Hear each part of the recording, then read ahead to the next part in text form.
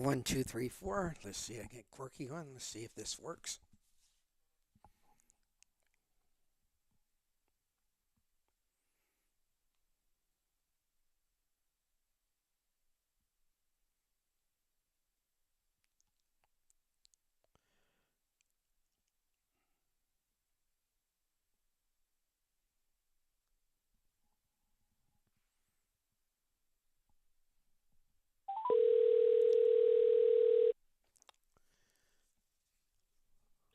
Morning. Good morning. How are you? Good. How are you doing? All right. Beautiful July 4th. We'll see how sticky it gets later. Yeah. I think this is the last day of our heat. Yes. Might get some rain later Okay. on Sunday and Monday. Yeah. But we'll be happy 250th anniversary to our Yeah. listeners. Yeah. As far as Quite a I know, milestone, and yes. As far as I we know, were. we're on YouTube now. We've switched from Podbean to YouTube. I don't know if I told you Oh, that. okay. It's a That little. should expand your audience. It should, yeah. Once everybody gets that, it should expand the audience. It's a little hard to get to, Hmm. but a lot more people can get to it. Yeah. So what is it? Just Google or whatever, Jack Logic, YouTube, and there you should be. Yes, yes, Okay. I have to remember that. yes. Yeah. So, yeah, a lot of steps to get to it. Jeff sent me a picture of my. Some reason my printer goes back and forth. It works and it doesn't work. So instead, all the great pictures he took, I had to write everything down. Oh. So this is the second week. Last week I had my problems with. We're talking to our audience. I'm sorry to tell our audience what we're talking about. Last week I had trouble with the mixer, so they couldn't hear you. They could hear me, which I hope everybody out Oh. there can hear both of us right now. So I asked Jeff because he was busy this morning to check at 9:05. So to our listeners, we just had a little small talk right now. I have Quirky Blake with me, the former uh, really fantastic writer, both for the Bethlehem Globe Times and later on the Express Times and Lehigh Valley Live, and still is dabbling in sports. Probably football will be your next venture in the fall, plus a few other things, Quirky, correct? Yeah, I believe so. Yeah. I mean, that's kind of what I've been doing the last couple of years. Freelancing is primarily, for Lehigh Valley Live. In the fall would be football, but then they would also send me to soccer games, and I'm trying to think. Didn't do any cross country that I remember, but yeah, some soccer games and whatever else, and then whatever they need me, where they need me to fill in, I'm more than willing to do it for them.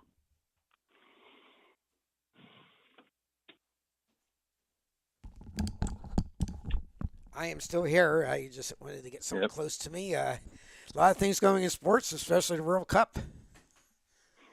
Yeah, I mean, soccer's kind of the United States an acquired taste, particularly by our generation, Jack. But the younger generations, they're all in on it. Most of them, and a lot of it. And I actually wrote it's either a blog or a column a number of years ago. I said the reason is because these kids, I'm talking like my son's generation. One's 40, one's 33, and in that wheelhouse, they grew up playing FIFA soccer. That was, on video games. That was like the most popular video game was the FIFA soccer. So these, now these, they're young adults with families and that they know, they grew up knowing everybody that played in the Premier League or the Bundesliga, the the German leagues, the Italian leagues, the Spanish leagues. They know all the international stars and every player there. Like, and the one thing that they didn't really ever care about was the MLS, the homegrown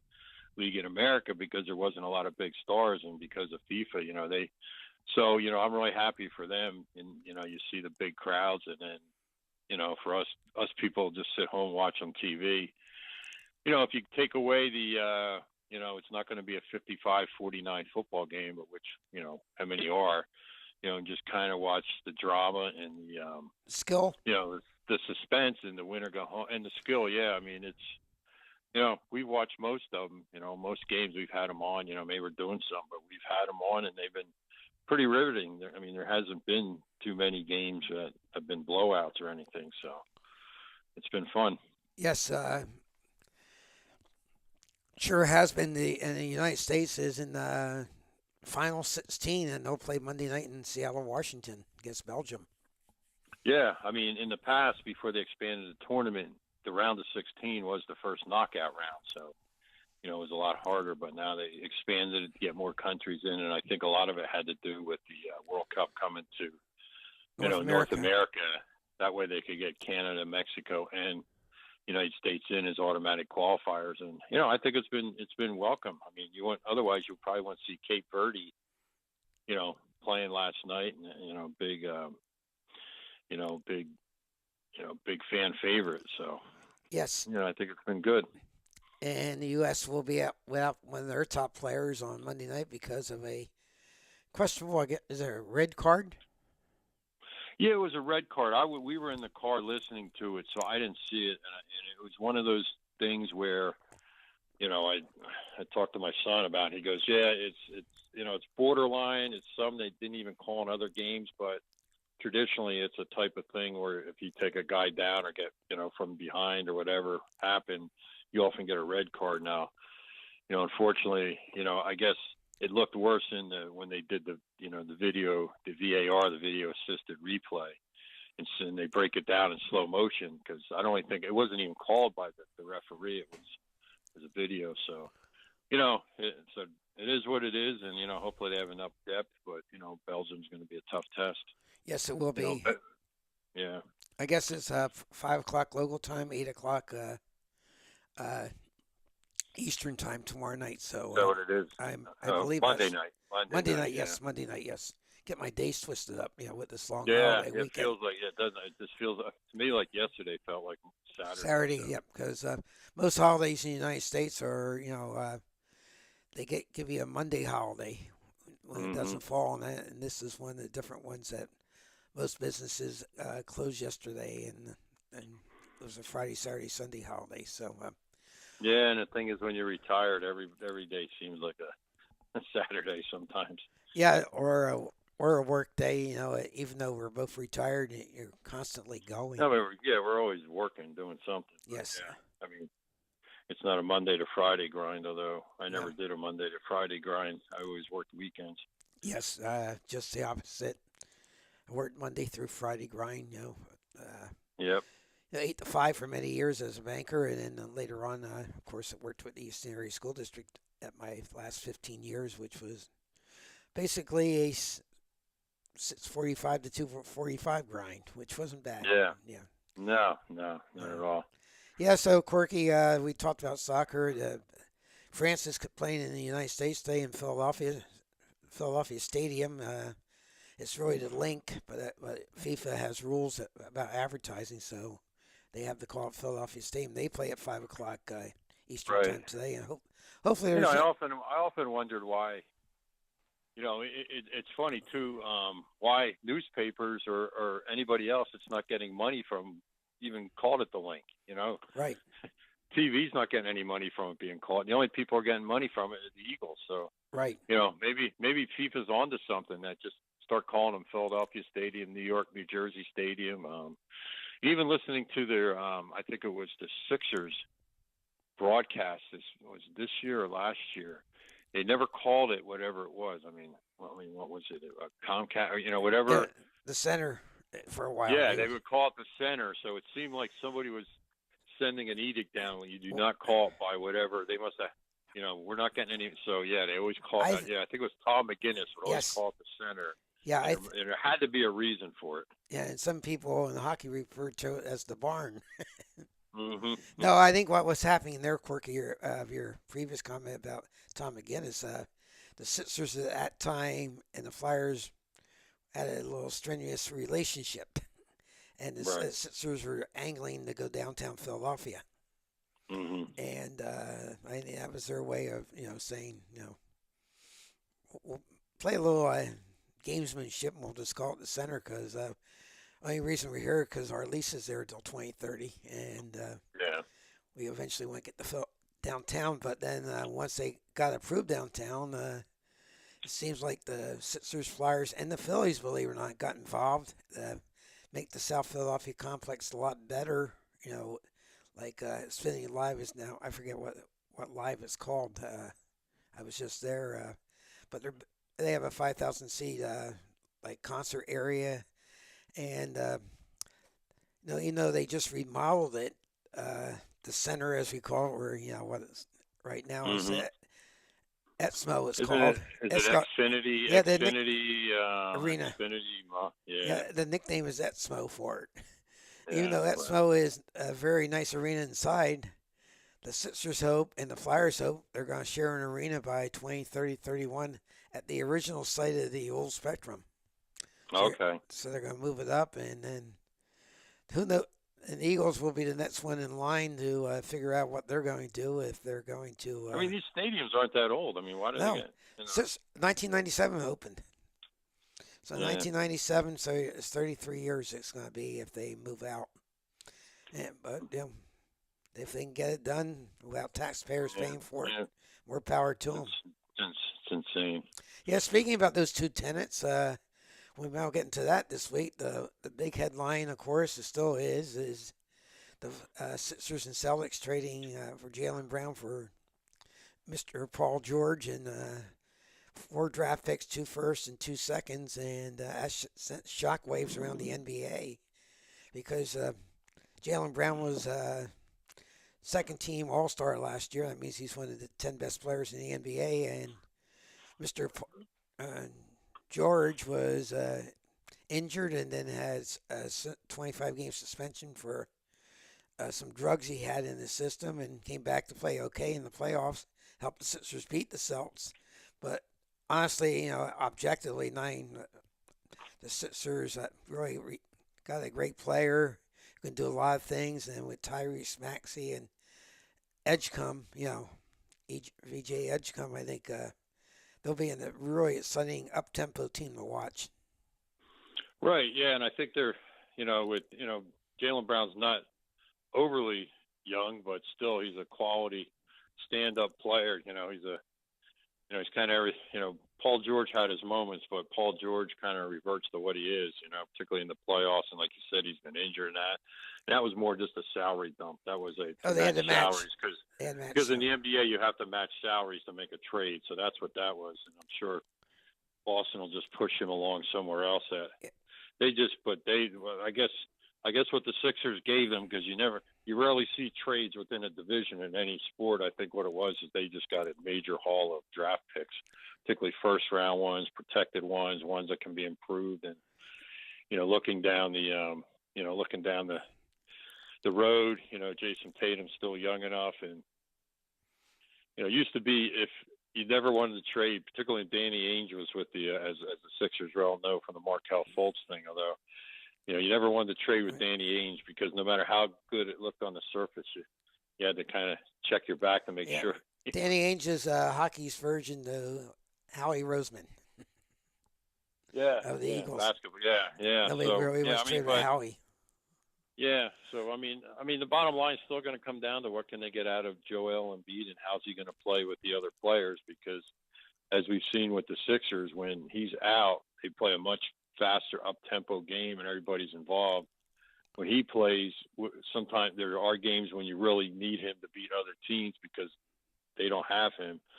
They kind of struggle to mesh everything together where everybody, spaced on the floor and he's not gassed. And I've seen way too many games in the fourth quarter where it's been closer. They've had a lead where they insist on the ball going through Joel Embiid, and then he's just getting it stripped by a double team or just taking bad shots, and it degenerates. So I mean, that's something they've never figured out, and no matter who they put in there. But maybe with Jaylen Brown as kind of an adult in the room, they can figure that out. Yeah, they got a nice forward from Cleveland too. A lunch pail guy that should really help.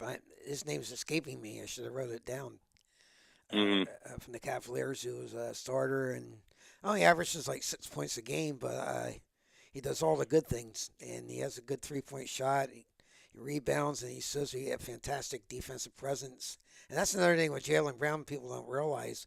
I don't follow the Celtics, but what I've read is he can shut down the other team's small forward, and play really good all-around player, offensively, defensively, and I talked to Bruce Nagy last night. He'll be on at 10:30 with me. He just thinks this Celtics new ownership wanting to hit the bottom line a year later than a year later. Jaylen has 3 years left on his contract. And Paul George only has 2 years left on his contract. So Yeah, that's what I heard. That a lot of it is just with the Celtics ownership and where they want to be financially. So yeah, so it's gonna be interesting. The other rumor with the Sixers, of course, they're probably fourth in line, but things can change. LeBron James is out there, and LeBron James. The rumor is if the Golden State Warriors can somehow pull off a miracle with their cap or something, he wants to join forces and with out in Golden State and have a super team like they did with Miami many years ago. And that's probably his first destination because he is living in California with his family. His second is either go back to Cleveland, finish out his career. He'll be in year 24. I wouldn't be surprised if he plays 2 more years. This could be his last, but I think 2 years it would be his max. So he won a title with Cleveland when he went back, then left again, and so they're in the mix. Miami Heat's in the mix. That's where he left originally from Cleveland to have that super team, with those players. And then now the Sixers are in the mix because one of his best pals and training mates and Clutch Sports co-client Tyrese Maxey is one of his big good buddies. So Sixers have a chance. Like I said, they would have to go over the salary cap threshold, and they would have to pay a tax. And supposedly by Rich Paul, his agent, says money isn't the moving decision. It's going to be where he can try to win another title within next year or two at the most. Yeah. I mean, he's going to get a lot of money, but like you said, he's not one of these young players getting his first big payoff. He's already gotten that. He makes so much money off the court, so it's for him. I think it's best fit. I'm sure he has of those four. He has a real priority where he wants to go, and then you just use the other ones for leverage to get a couple extra things here and there. Three of the teams are on the East Coast, and then like you said, Golden State, which they're people might forget there was kind of an acrimonious relationship between Steph Curry and LeBron James, but I think since they were teammates on the Olympic team and they've both now become the elder statesmen of the league, there's a lot more respect there and just how they can benefit each other's games, but you also got Draymond Green there. How long is it going to take for Green to get pissed off at James or vice versa? Draymond's a nice guy. Come on now. Yeah. He's a character, plays basketball but hard. It's always said, somebody said last week, there goes LeBron hijacking the off season once again. So a lot of. Well, but I think Jaylen Brown did him a step better. Like I said, nobody expected that trade, especially to a rival. Yeah. So. Yeah, but LeBron's at a different level as far as talking for the talking heads. One thing I will give LeBron credit for his 23 years, he's always playing 70 games or more. He plays hard.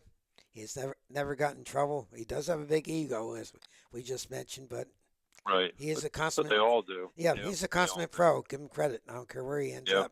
He's a consummate Mm-hmm. pro and plays hard. Yeah, and to do it like that, there's been hardly anybody else. Jabbar kind of played into his 40s, but now you watch LeBron, he picks his spots and everything, and you wonder if he's going to want where he goes to insist that his kid gets picked up by their team too. Like Bronny James. Yeah. Will he go from the Lakers to somewhere else? But I think he achieved that. That was one of his. I remember when Bronny was like maybe 13 or so. LeBron, that was on his wish list that he could play in an NBA game with his son. So his son got just good enough to not embarrass himself in the NBA, and he got to do that. And actually, down the stretch, Bronny was one of their better players in the rotation because they had injuries, and he just, you don't need all scorers out there. You need facilitators. You need people to space the court. I think the Knicks proved that except for Jalen Brunson. The depth they had, they went 10 deep, with their bench. You guys spread the wealth, basically. And and they already lost a couple guys, too. Yes. To free agency. Yeah. And they signed Andre Drummond as their third center last night. They signed the Sixers. Did they? Oh, boy. And the Sixers had signed their third center a couple days before that. So the moving musical chairs in the NBA right now, big time there.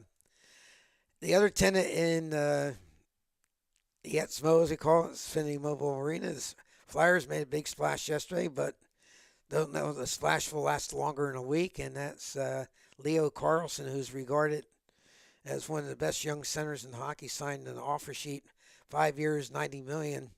You know, you look at baseball and sometimes football and NBA. That's chump change for a contract. But if the Anaheim Ducks do not match it, or even they do match it, it will be the highest contract in the NHL. 5 years for $90 million. He's only 20. Really? Yeah, Wow. he's only 21 years old, and no, being a big hockey fan for a long time.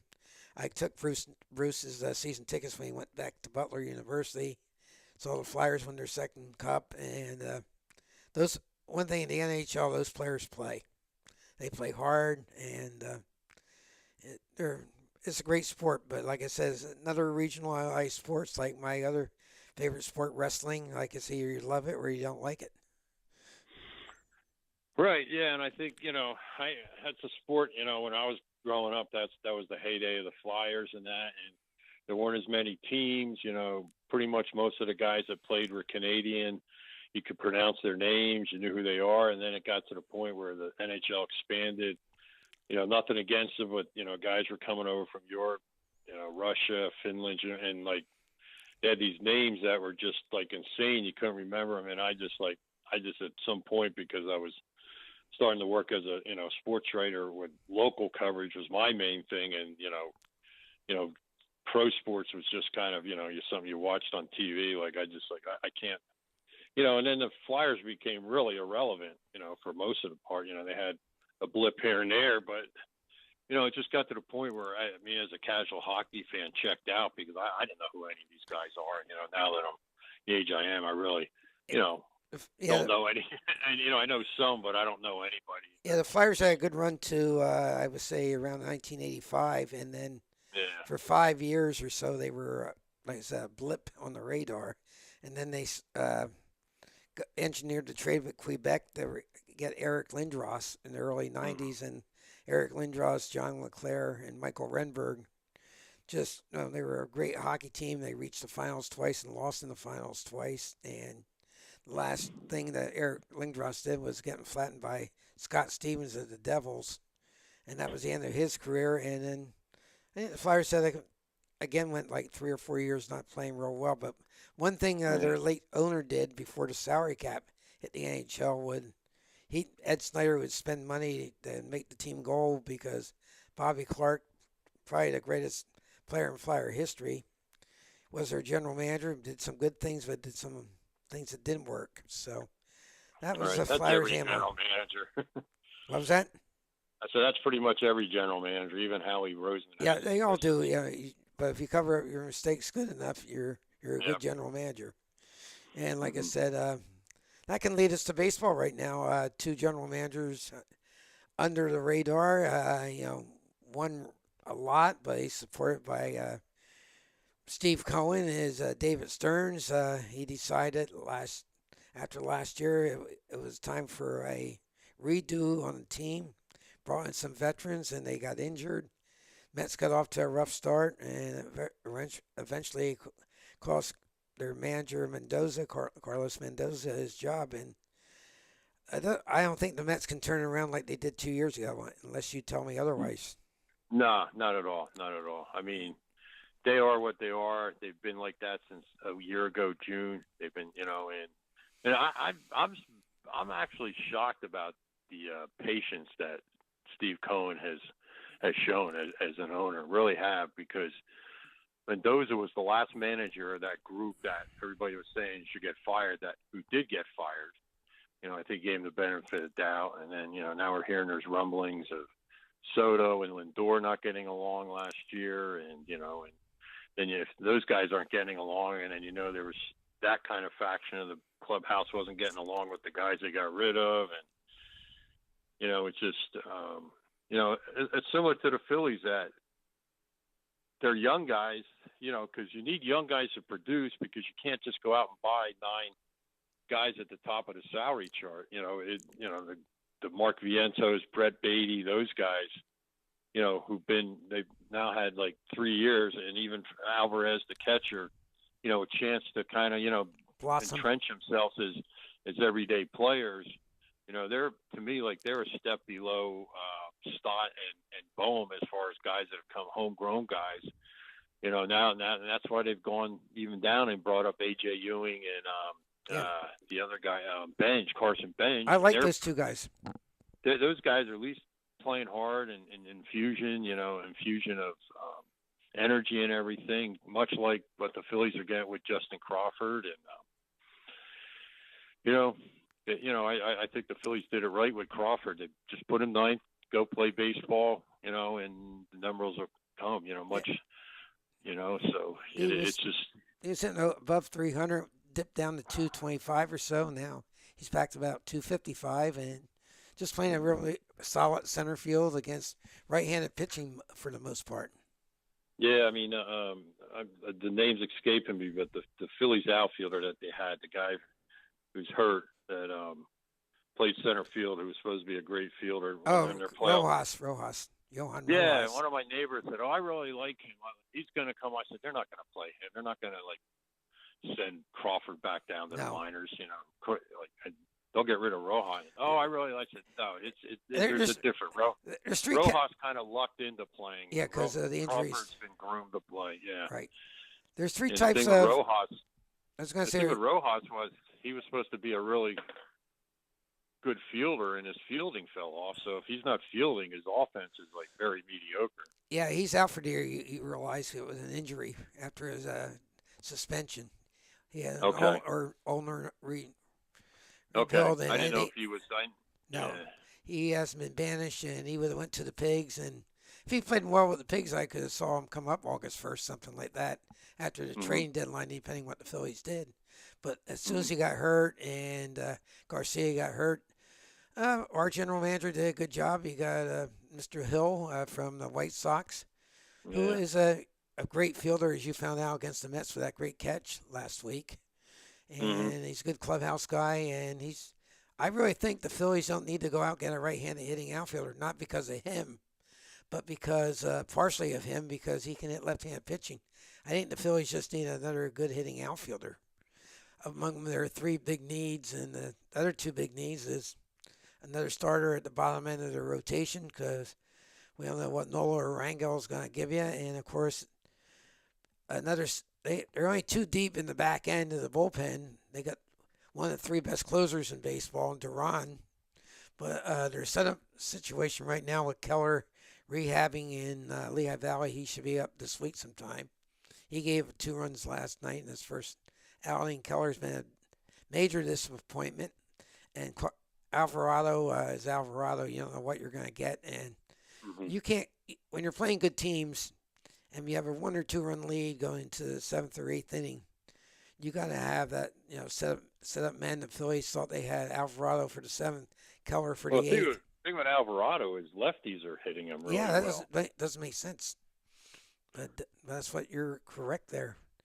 So the Phillies, like I said, a little bit different than the Mets. They're still in contention, and you mentioned 2 of the 3 players that have taken off. One, the third one that's taken off is Brandon Marsh, who the Phillies got, 3 years ago in a trade.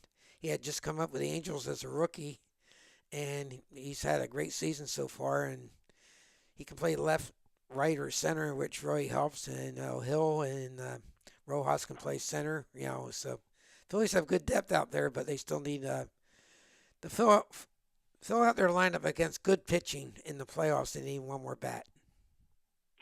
Right. Yeah. I mean, there'll come a time. I mean, the thing is with the extra, wild card now that they stuck in there a couple of years ago, not as many teams are willing to trade because so many teams think they're in the wild card when they really aren't. Yeah, the trade deadline's 3 weeks from Monday, August 3rd at 6 o'clock. So should be interesting to see what everybody does. And the Yankees that won their first game after a 7-game losing streak. Tampa Bay is on a 10-game winning streak. they may have the best player in baseball, their third baseman, Junior Camarero. Yeah, he's been really good. Yeah, And the like, Miami Marlins were the oh my best God, team in June. yeah, the Florida teams are playing great. Yeah, I Miami, mean, you look at like Miami, they got all young guys, but it's a lot of guys who have, multiple tools and mix and match. And, they got like four outfielders. And, yes, if they just get some pitching and they got, young guys, athletic and, and hungry to play in the majors because they got to prove it. It's not a lot of, so. so the other Florida teams have done a really good job.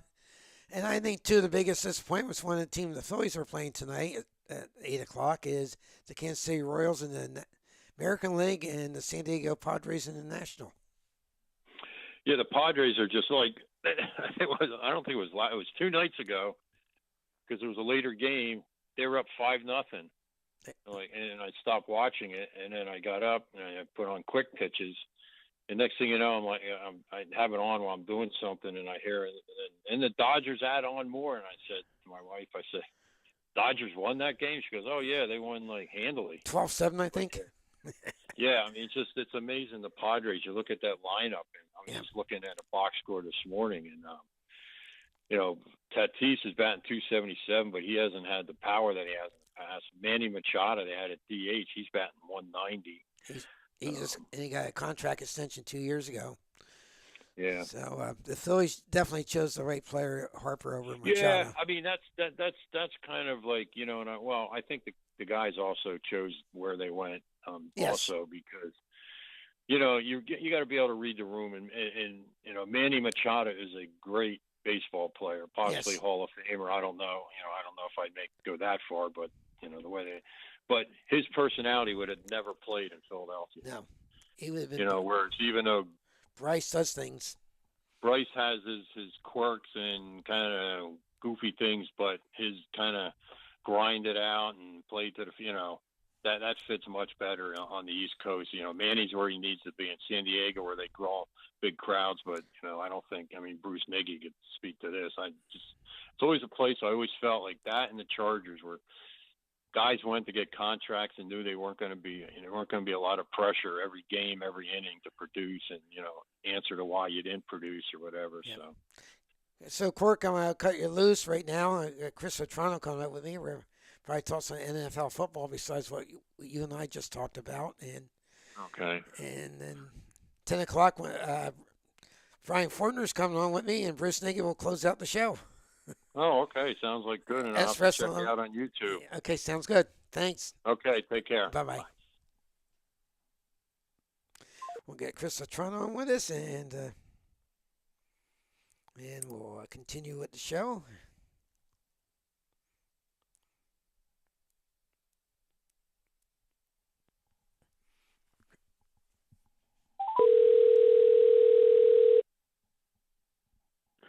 Hello? Good morning. How are you? Hey, good morning, Jack, and happy birthday. Thank you very much. Yeah. I celebrated last night at Prime. That's another place we can look for lunch. Oh, okay. Mm-hmm. Nice location. Jack, that doesn't bother the old man, Jack Logic, traveling all over the countryside. The place you went with Gene, just yourselves, right? That ride wouldn't have bothered me in the least, and you guys didn't invite me. When you went down to Jersey. I'm there. I'm trying to figure this out. They know I hate Route 78, right? 22 I can take or leave. So finally they go to a place I can go, Belvedere Highway, a nice drive, leisurely drive, and I don't get invited. Jeez, I don't know. My friends. That was all Gene. Oh, okay. Well, when I talk to Mr. Waz, I'll let him know. But thank you for the birthday wishes. I'm blaming him. Yeah. Oh, you're welcome. Thank you for the birthday wishes. I had a nice dinner at Prime last night. Big prime rib. I cheated. And I'm ready to go for my next 76 years in this world. There you go. Yeah, I got to look at it. Yeah, I'm doing well, and my, everything's going well on the other end medically and everything. So, so yeah, a lot of things are happening. You and I always talk some NFL, but Corky Blake was just on with me, and we were talking about the two tenants at the Exmo Arena in Philadelphia. Xfinity Mobile Arena, but they nicknamed it Exmo, and the one thing Chris and I, were complaining about a month ago, 2 months ago, like the Sixers were a non-entity, and all of a Yep. sudden, with getting Jaylen Brown, I think they have a chance to do some things. Well, the betting odds show that. I mean, I believe they went from 60-1 to win the title to 22-1. Yes. Like as soon as they signed him. So, Yeah. that tells you a lot. Yes, it was really a popular trade for Philadelphia, and throughout the reading, I read the Athletic, I read all kinds of national scenes, and everybody gave the Sixers an A, and Celtics were getting like C minuses and otherwise, And I talked to Bruce Nagy last night, and he just says new corporate ownership in Boston. They wanted to get out under his contract. He only has 1 year extra than Paul George. It's a win-win because he's 29 years old. George is 36 and injured. The draft picks don't matter if you're a good team because they're low, and a lot of times they don't matter. Like it's a 2 first. It's nice to have them. Don't get me wrong. And 2 seconds and second-round picks in NBA or like 6th and 7th round picks in the NFL. I'll tell you what, though. I think second-round picks mean more within the last, like, let's say, decade than they did. When I was younger, I felt like they meant nothing, like nothing. The odds of those guys mean now you got guys like Jokic going in the second round. So there is talent to be found in the second round, where before they were really like meant nothing. Right. Long time ago, the NBA had a 5-round draft. So it seems like ages in the 3 and in the 2. So, I think the Sixers are with Jaylen Brown, Tyrese Maxey, and VJ Edgecombe. I said to Bruce Nagy last night, it's going to do one of two things to Joel Embiid. If he continues to sulk, get injured, and all that, I think you found out last year that Tyrese Maxey was tired of that. He likes Joel Embiid. He wants them to play so they can play a certain style all the time. None of this in and out of lineup. And, okay, guys, this is the way we play tonight. And then all of a sudden for a week, Joel's out. We got to play the other way. So I think Joel, it's basically time for him to step up and play at least 50 to 60 games this year. I think if he doesn't, it's time for him to adapt to the rest of the team. I agree. Instead of like, Joel's playing, he has to be the focal point. He can take a back seat to Maxey and Brown because they're the guys that are going to be out there all the time. And Edgecombe, of course, too. Yeah. I think, and they made a nice move with Cleveland, getting their starting power forward. So, who plays great defense? Brown plays great defense. So that's really important in the NBA. That's one thing people don't look at. In tight games when you can stop the other team, as the Knicks found out. What they did against San Antonio, winning the crown this year. Yeah, I think depth means something too. I think that's really the Sixers were lacking. There were times where you were wondering where the offense would come from when certain guys were on the bench, and I think they really improved in that area. And now they're in the LeBron sweepstakes. Yes, it's going to be interesting. I think there's 4 teams everybody's handicapping. You never know. There could be a 15 lurking out there, but you got the Golden State Warriors are first, and then next 3 teams. Basically, you go back South Beach to Miami, where he won a title. He go back to his home state of Indiana, because he's from Ohio. Excuse me, Ohio. He's from Ohio. Yeah, Ohio. Yeah, he's from Ohio. Cleveland Cavaliers. Akron, he's from. And of course, his best friend, supposedly training in the off season for a number of years, has been Tyrese Maxey. Clutch Sports, Rich Paul is one of Rich Paul's big clients, and so the Sixers, since they made that acquisition, Rich Paul has said basically it's not all about money; it's about a chance to win again. And if you look at it that way, the obvious answer where to go is Philly, because everybody else he's talking about, where he's talking about going, has won a championship at least somewhat recently. When was the last time Philly won it? 82, 83? You got the year. That's correct. 83 was the end of the year. The 82-83 basketball season was the year with Moses Malone.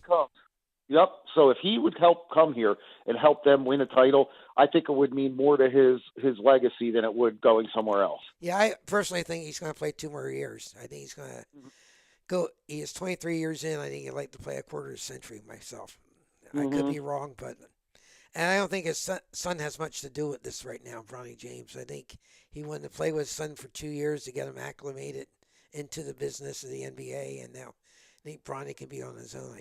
That's how I feel.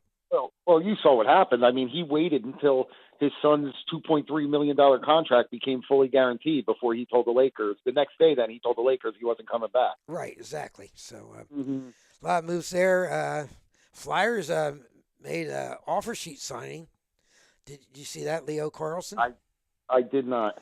Oh, Leo Carlson is supposedly the best young center in hockey. The Flyers are. It's on offer sheet. Anaheim has a week to match the Ducks. 5 years, $90 million. Now, 5 years, $90 million in the other three professional sports sounds like chump change at times, right? Yeah. In hockey, it would be the biggest contract ever. Okay. Yeah, I know they don't get paid the same. Leo Carlson, his name is, and he had like 78 points in 70 games last year. He's a first-line center. And the problem is with the Ducks have the money to match the contract, but Connor Gauthier, who the Flyers were forced to trade, he's coming up on his contract year next year. So if they give Carlson $90 million this year, Gauthier is going to be in line for something similar, if not better. So they have until next Friday to match it. If they don't match it, he's a Flyer, and Ducks get the Flyers' next 4 first-round draft picks. Oh my God! Wow. Yeah. And I don't know. What that means in hockey. I don't know what the draft picks mean. Well, the draft picks mean if you're in top 10, you're going to get a great talent. You're from 11 to 30, you're going to have a develop talent. 11 to 32 to be exact. So that's what I mean in hockey. The Flyers do own the Maple Leafs first round pick in 28. Anaheim would not get that. They would just get the 4 Flyers first round picks. And if the Flyers are good, Hello? those picks aren't going to be that great. You still there? Now I can hear you again. Okay. So, yeah, big happenings. Like I said, in South Philadelphia with the winter sports teams. Yeah. It's going to be very interesting. Of course, we're about 3 weeks out before the NFL training camp start. Most teams are starting around July 28th through the 31st somewheres because the season's a week later this year. So, any great nuggets of information you can give our listeners? Anything happened recently that caught your attention? Not with the NFL, but I want to go back real quick to the LeBron James thing because, again, I don't know if this is true, but somebody yesterday told me that he was at Golf Galaxy in Allentown and then played golf at a course up towards Philadelphia. Never know. They could be right. It could be a great sighting. I have no idea if it's true, but that's what somebody had said to me yesterday at one point. That could be true. Like I said, last time he was a free agent, a couple of years ago, he was in Philadelphia. I believe Ronnie was considering going to Malvern Prep, and I don't know if he ever did or he went somewhere else, but I hope that sighting is a real one, and we'll see what LeBron does, I said. Yeah. So NFL, like I said, it was going to open, I think, as we had mentioned last time you were on the podcast, that the New York Football Giants are going to be much improved. The Dallas Cowboys, if they can play defense, will be a good team. The Eagles are who the Eagles are. Every time depends what sports talk show host you talk to in the national ranks. Either Jalen Hurts is going to be one of the great ones, will adapt to the system, or Jalen Hurts is on his last year in Philadelphia because they believe he can't play in this new offense. So I don't know what your thoughts are on that. Well, and then you have Jaden Daniels coming back. So I think I think the NFC East is going to be the most intriguing division. Yeah. Because I just think anybody can come in first and anybody could come in worst. I really get. And I guess even as a Giants fan, the team I'm most hesitant to say could win it is probably the Giants, just because you still don't know about Jackson Dart. He obviously looked apart most of the time, but you never know. You never know if he's going to get hurt. You never know if he takes a step back his second year. So, the Giants are the one. I do love the Harbaugh, hiring, again, change of culture.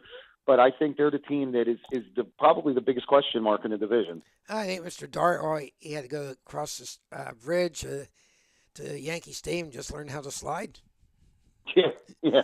so he doesn't get hit going out of bounds. I love his competitiveness, but like I said, you got to live for another down. Yeah. And I'm sure Coach Hardball and the new staff will ingrain that into him. That, I hope so. I hope so, because is your all-star receiver coming back to start the season, or is he there's some games he's going to be sitting out neighbors? I'd be surprised. If he was ready to go, and I think all their off-season signings say the same thing. Yeah. All the amount of receivers they brought in, I don't think they think he's going to be ready to go, and I think if he is ready to go, he's not going to be 100%. Yeah, so it better hold him out till he's completely 100%. Mm-hmm. They got their running back from day one, Scatterboo, right? Yeah. Oh, yeah. Uh-huh. I like him. He should be fine. So do I. He's a knucklehead. Yeah, the good kind of knucklehead. Oh, yeah. Yeah, he's a throwback player. Yeah, that's what you like to see. My friend Denny Rush, our fantasy, we changed the rules 3 years ago. If you come in last place, okay, you get the choice of where you want to pick in the draft. You don't have to take the first pick. Cause we have 16 teams, right? You don't have to go 1, 16, and 17 if you don't want to do that.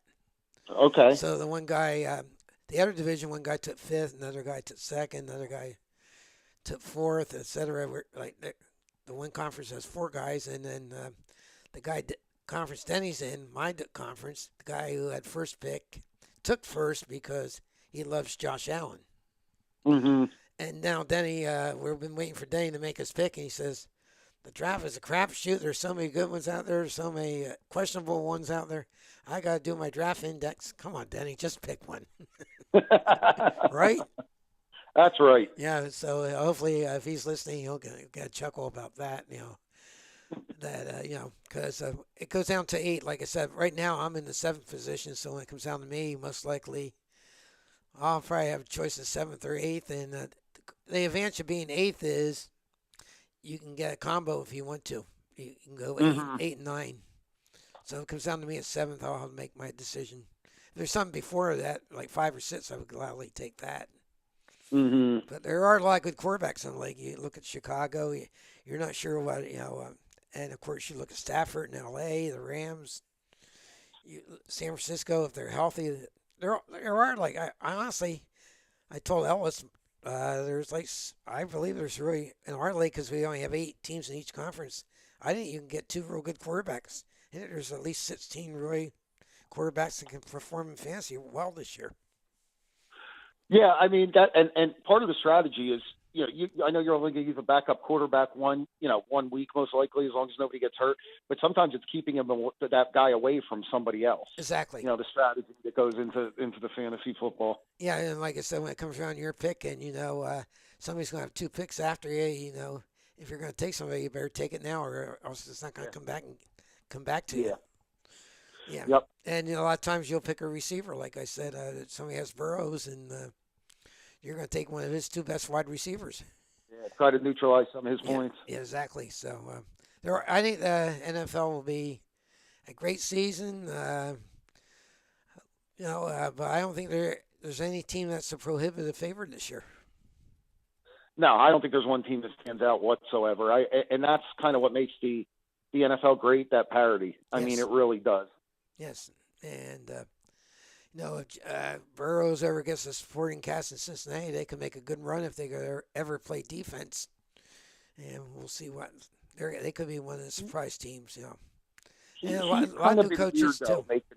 He's been making some of those remarks where you wonder if he's in Cincinnati for the long run, or if he's going to be like a.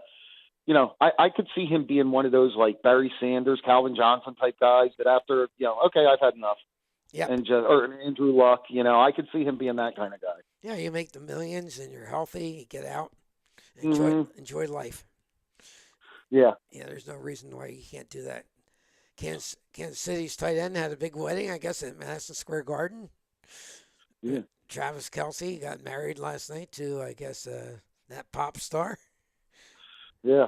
Yeah. Taylor Swift. Don't get me started on that. I thought you were invited to it. Okay, you weren't invited to it.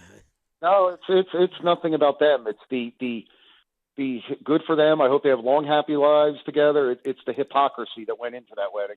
Yeah, I can't disagree with you there. Like I said, I wonder if their air conditioning was set at 78 degrees like the rest of New York's supposed to with a communist mayor. boy, what a statement. What's that guy's name? Oh, Mama Vombi or something? I forget. Mandine or whatever, yeah. I was wondering if he was invited. Yeah. I don't know. So we'll leave that I one for another day. I wonder how much security they had, and I wonder if you had to show IDs to get in. I wonder if there were fencing or the railing around so other people couldn't get close enough. Kind of like you don't need to do anything else in this country, right? We want to defund the police. We don't want borders, but they had all that stuff for their wedding. It's kind of interesting, isn't it? Yes, money talks. Everybody walks, as they said. Mm-hmm. Yeah, Mm-hmm. I agree with you. It was much to do, and they shouldn't have done all that. If they wouldn't have 1,000 guests, they could have got married at a really nice resort somewhere. Oh, I don't mind if they did it. I have no problem because I'm not virtuous, so nobody ever is going to call me a hypocrite. But these people who try to act virtuous break their own rules. That's my point. Yeah, I know what you're saying. Exactly right. Mm-hmm. Yes. And then we get to baseball. Hey, you're missing one of the greatest sporting events. Soccer. No, absolutely not. Oh, one of the greatest sporting events of its time is today. The Nathan's hot dog eating contest. Oh, yes. Talk about real athletes. Yes, real athletes. I love Nathan hot dogs. Is the champ back again? He is. And you know what? I heard an interview with him on Covino and Rich yesterday, and he was estimating he gains about 25 pounds in the 10 minutes that that during the hot dog eating contest. Between the hot dogs, he said he drinks about a gallon of water. He estimates he gains about 25 pounds in that 10 minutes. I think maybe some wrestling coaches should take notice of that. They want to move their guy up a couple of weights. We're going to have some Nathan hot dogs and a lot of water. You're going to weigh in where you're weighing in. We'll get you up the heavyweight against that weak heavyweight. No, that is Nathan's Hot Dogs, Coney Island. Am I correct? Yes. Yes. So I did Exactly. Joey Chestnut, right? Yep. Okay, so I know those things. I just forgot all these days are running together. Friday, Saturday, Sunday. I have a question for you, though. Yeah. That since you brought up the soccer, okay, I'm going to tell you something, and this makes me very happy, right? I never watch soccer. I'm not a big fan of the sport. That doesn't mean I don't. I appreciate the athleticism, the shape those guys are in. It's just not my cup of tea, right? I'm not saying anything negative about it, but I've been just infatuated with this World Cup. I'm watching it nonstop. I absolutely love it, right? And my question is, and I might sound stupid because I don't know anything about the game, but I do not like the offsides. It's like when your most exciting things happen, and it's always getting wiped off. And here's my question, and I might sound stupid, and this is a football mindset, but isn't it the defender's job to make sure the offensive player doesn't get behind him? To score the goal. It'd be like, I just said it. It'd be like if you told the receiver, you can't run by the defensive back until the ball's in the air. Yeah. I guess it's just the cherry picking that would happen in hockey and soccer, and that's what they're trying to prevent. The thing I don't like, Chris, is you have stoppages of plays for injuries, balls going out of bounds. I just wish they would adopt Stop the clock. Stop the clock. Just stop the clock, and then at the first half, when it hits 45 minutes, I know the half is over. And then, I don't understand. And then 90 minutes, the game is over. I hate. Yeah. The U.S. is playing now. With the 16 teams, and I want to know that if I'm up by a goal, what I need to do. Yeah, when the game's actually going to be over. And the announcers don't even know. They're saying, no. We think there's 7 minutes left, and all of a sudden 8:30 is going by, and they said, well, this could be over any time now. So I just think broaden the appeal, especially in the U.S., it would be a real plus to have a stop clock for those injuries. And I'm really feel bad for the guy that got the red card the other night from the U.S. The best player. I thought it was a foul, but like I said, if you look at the replays, how those guys move and how quick they are, your spikes can get tangled up with anybody. Yep. You have to make that decision at the speed of the game. You can't watch it in slow motion and say, oh, yeah, because that's not fair. No, it isn't. Like I said, that's part of the game. The referees have to adapt. And I want to go back to your talking about hockey with the offsides. I had this discussion with somebody yesterday. Here's where I don't mind the hockey offsides, but I mind the soccer. Because the hockey offsides is a line. There's a line on the ice. Yes. You know you have to be behind. It's not like a moving player. That defender's moving different play. Like, you know what I'm saying? It's like it's not a distinct line where you know if you're past this, you're offside, like hockey. It's based on where the last guy is. I mean, I really don't like that. And I think it takes away some of the most exciting parts of the game. Yeah, it's a good point there. Definitely a good point there because, like I said, you know where the red line is and the blue line is in hockey. Yeah. And you know how to stay in back of it or straddle it, you know.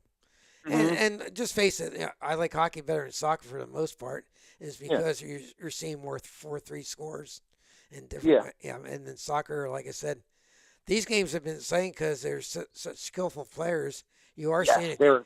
You're seeing sometimes 1, 2, or 3 goals, which is great for me. I think I get turned off when I see the highlights of the Philadelphia team in the MISL, the Union, and all of a sudden they play to another 0-0 score. Both teams will get 1 point.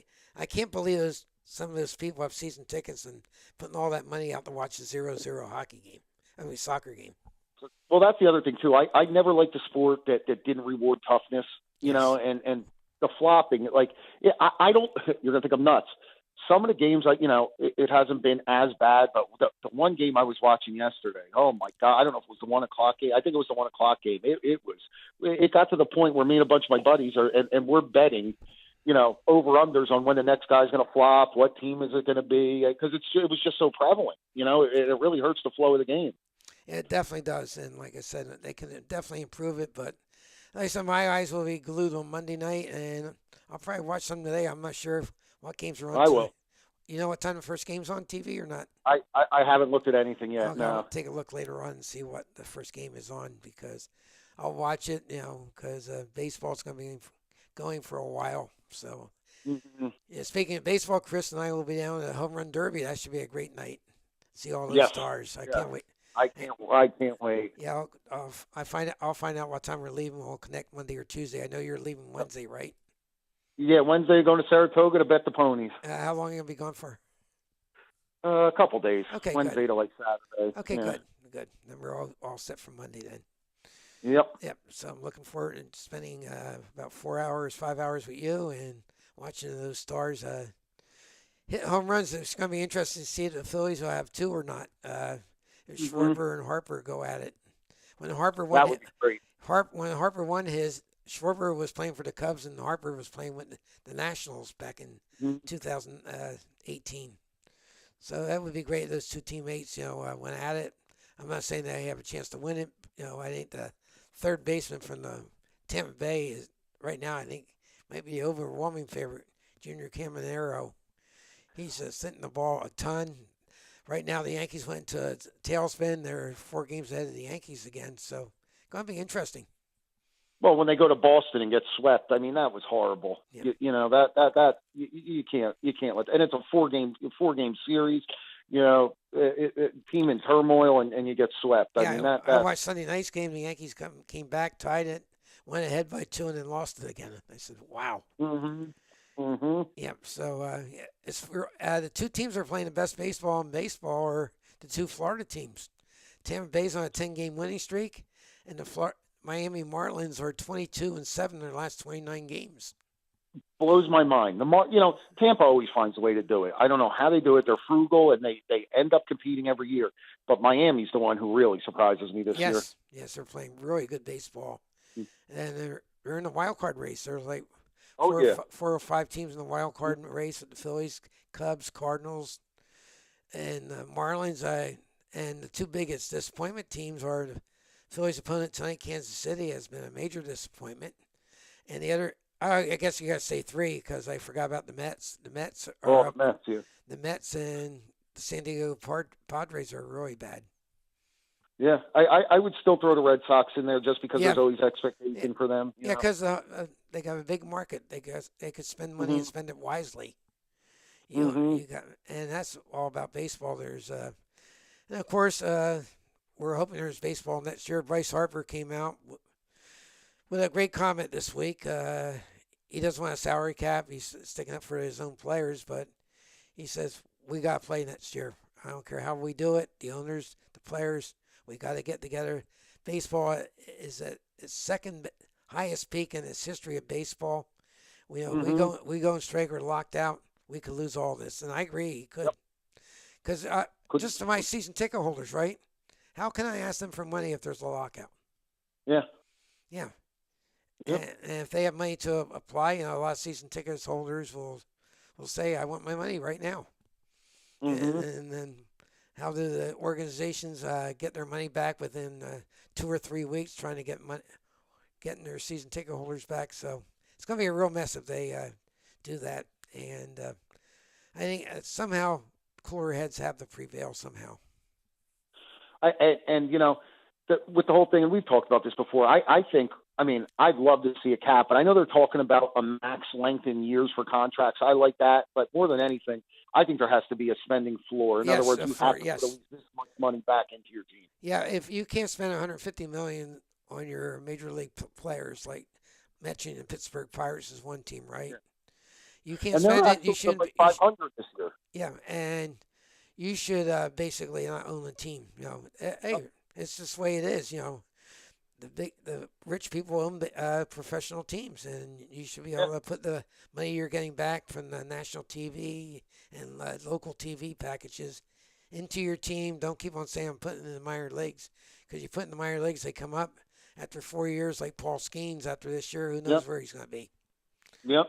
So I agree with you.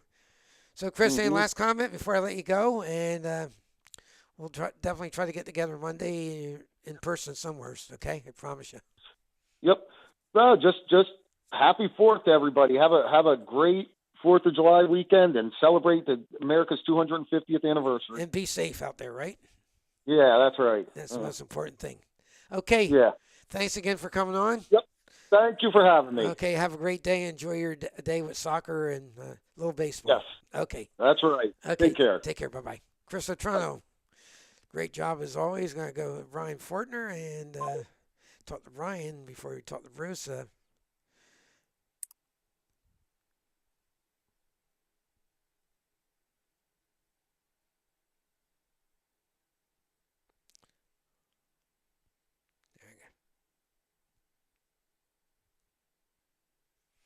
Brian should be on momentarily.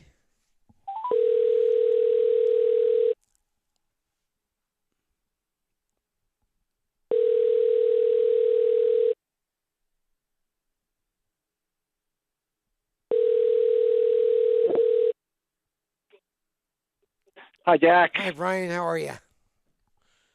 I'm good. How are you? I'm doing very well. Looking out, there's sun outside. I've been out for about 30 seconds. Look for the morning call, but other than that, I don't know how much I'm going out today. I really don't have that much to go out for. It's hot. It's hot, yes. It's going to be hot. And we went through the gamut this year. 2026, I never remembered in my life to have a big snowstorm and then walk out to 0-degree temperatures. And that really, I mean that, because usually you have a snowstorm and all of a sudden, it's at least in the high 20s or something. And right. And this year, like I said, we had a cold spell that matched all kinds of cold spells in our country, especially in the Lehigh Valley. And this year, the heat's been unbelievable a couple times this year. Oh, yeah. This is, the last couple of days is as hot as I can remember it. I don't usually mind the heat, but this is a little much for even me. Maybe I'm showing my age. Yeah, I agree. I think we are showing our age, but it has effect, except the young people. They ain't never watch. You got to hydrate. That's one thing. Yeah. Our buddy Ellis Weissman was over yesterday, 2 days ago, and he's sitting there. I said, "You want something to drink?" No. He gets up and he was cramping up, and I said, "Ellis, you got to drink." Yeah. You got to hydrate. You really do, and you don't curtail your stuff, but you got to pick your stuff. What you're going to do until this heat wave's over. So, one thing I want to start on basically is the two Florida baseball teams with you. The Tampa Bay Rays are on a 10-game winning streak, and the Florida Marlins, or Miami Marlins, excuse me, were 22-7 in the last 29 games. Yeah, they're playing.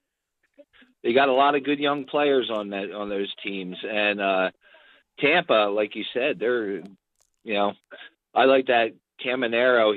He's having a heck of a run. Yes, Junior Caminero might be the odds-on favorite to win the home run derby in Philadelphia in 7-8 days from now. But what a great player!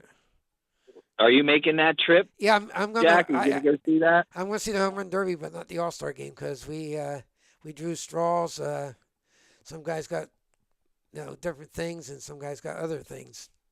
So, right. Yeah. So that's what we have. Okay. I had 4 extra. I still have 4 extra tickets for a week from tomorrow for the Futures game. They gave me 8 tickets. I had to take 8 tickets. I only sold 4 of them. So anybody out there, get in touch with me. You want to see some really good high draft choice baseball players, the minor leaguers.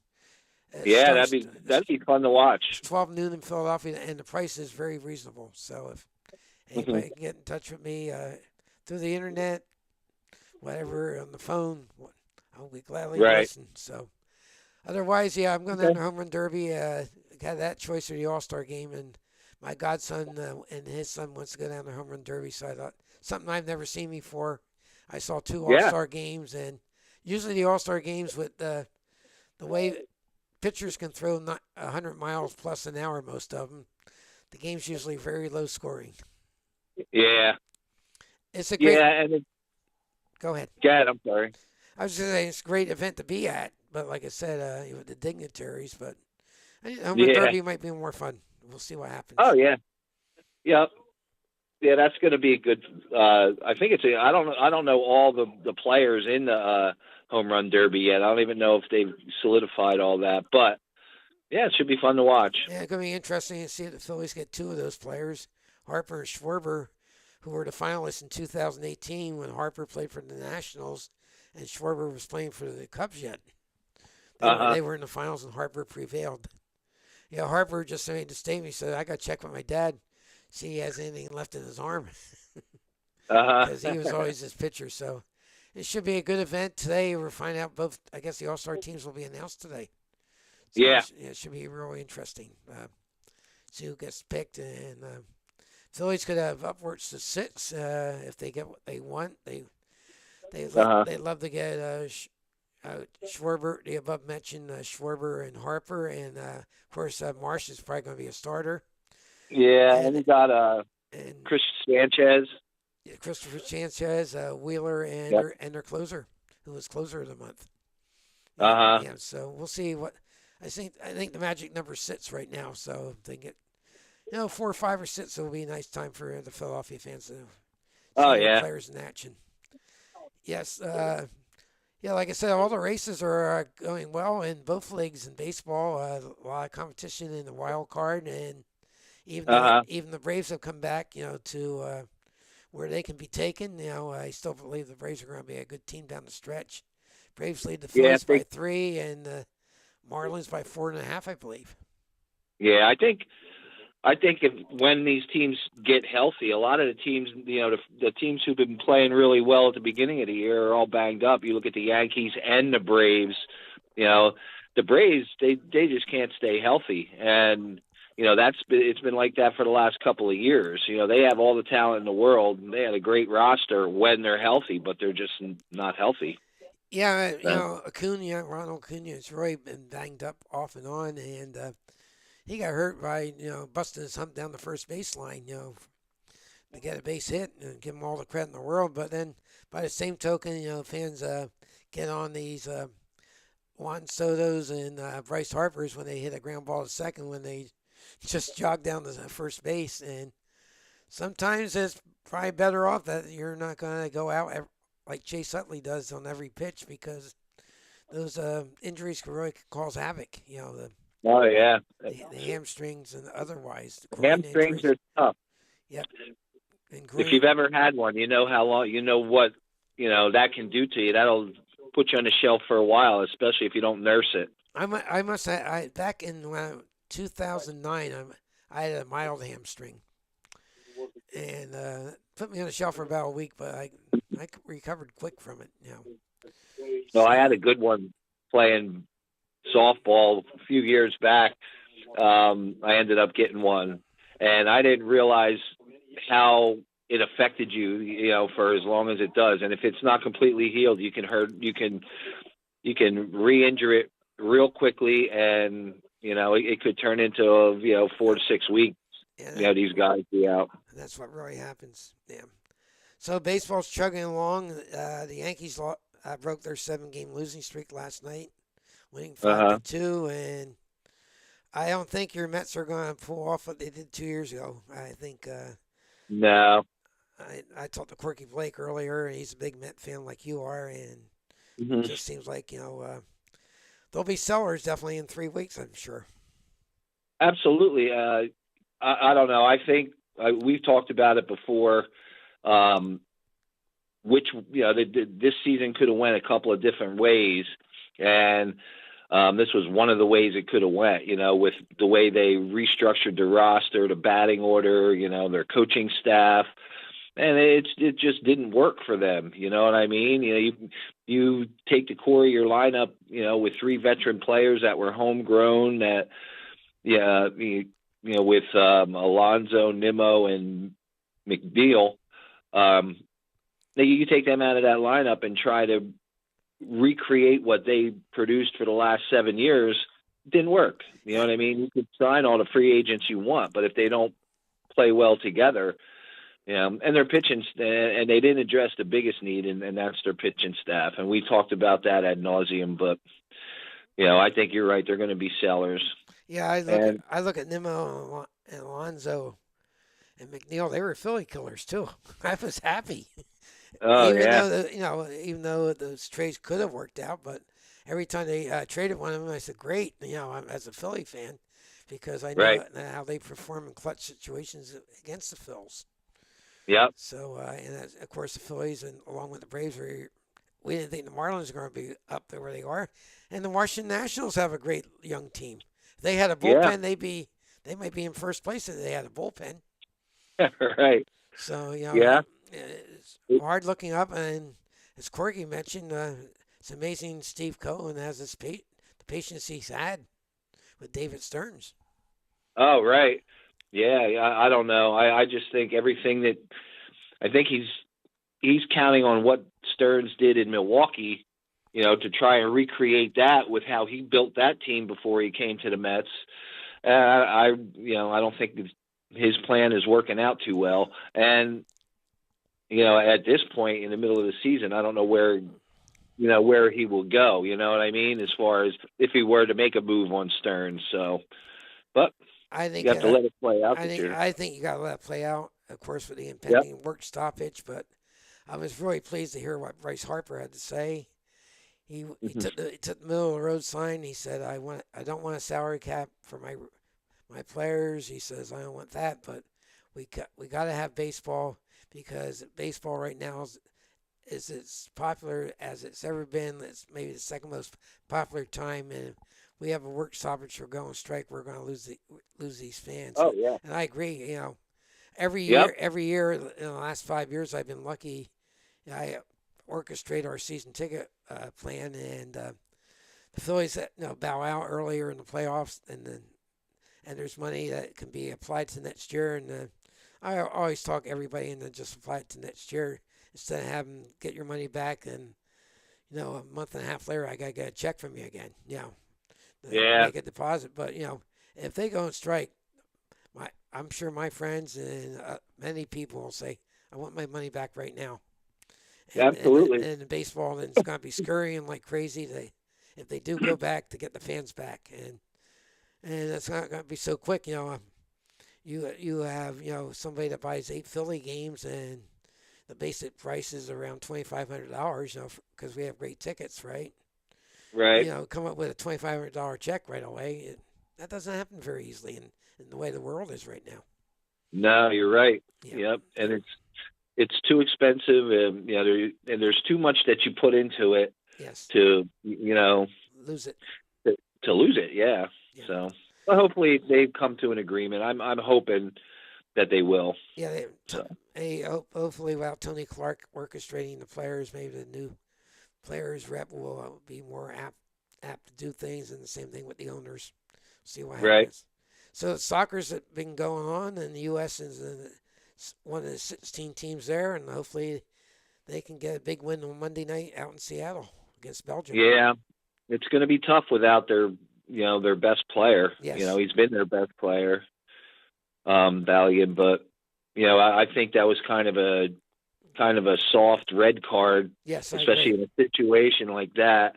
And it's going to be tough. Belgium, they're a team that the U.S. can beat, but you'd like to be at full strength, to go into that game, for any match like that. But still, you're, to get to that point, to get to the quarterfinals, you got to be on your game and have everybody on their game. So it's going to be interesting to see.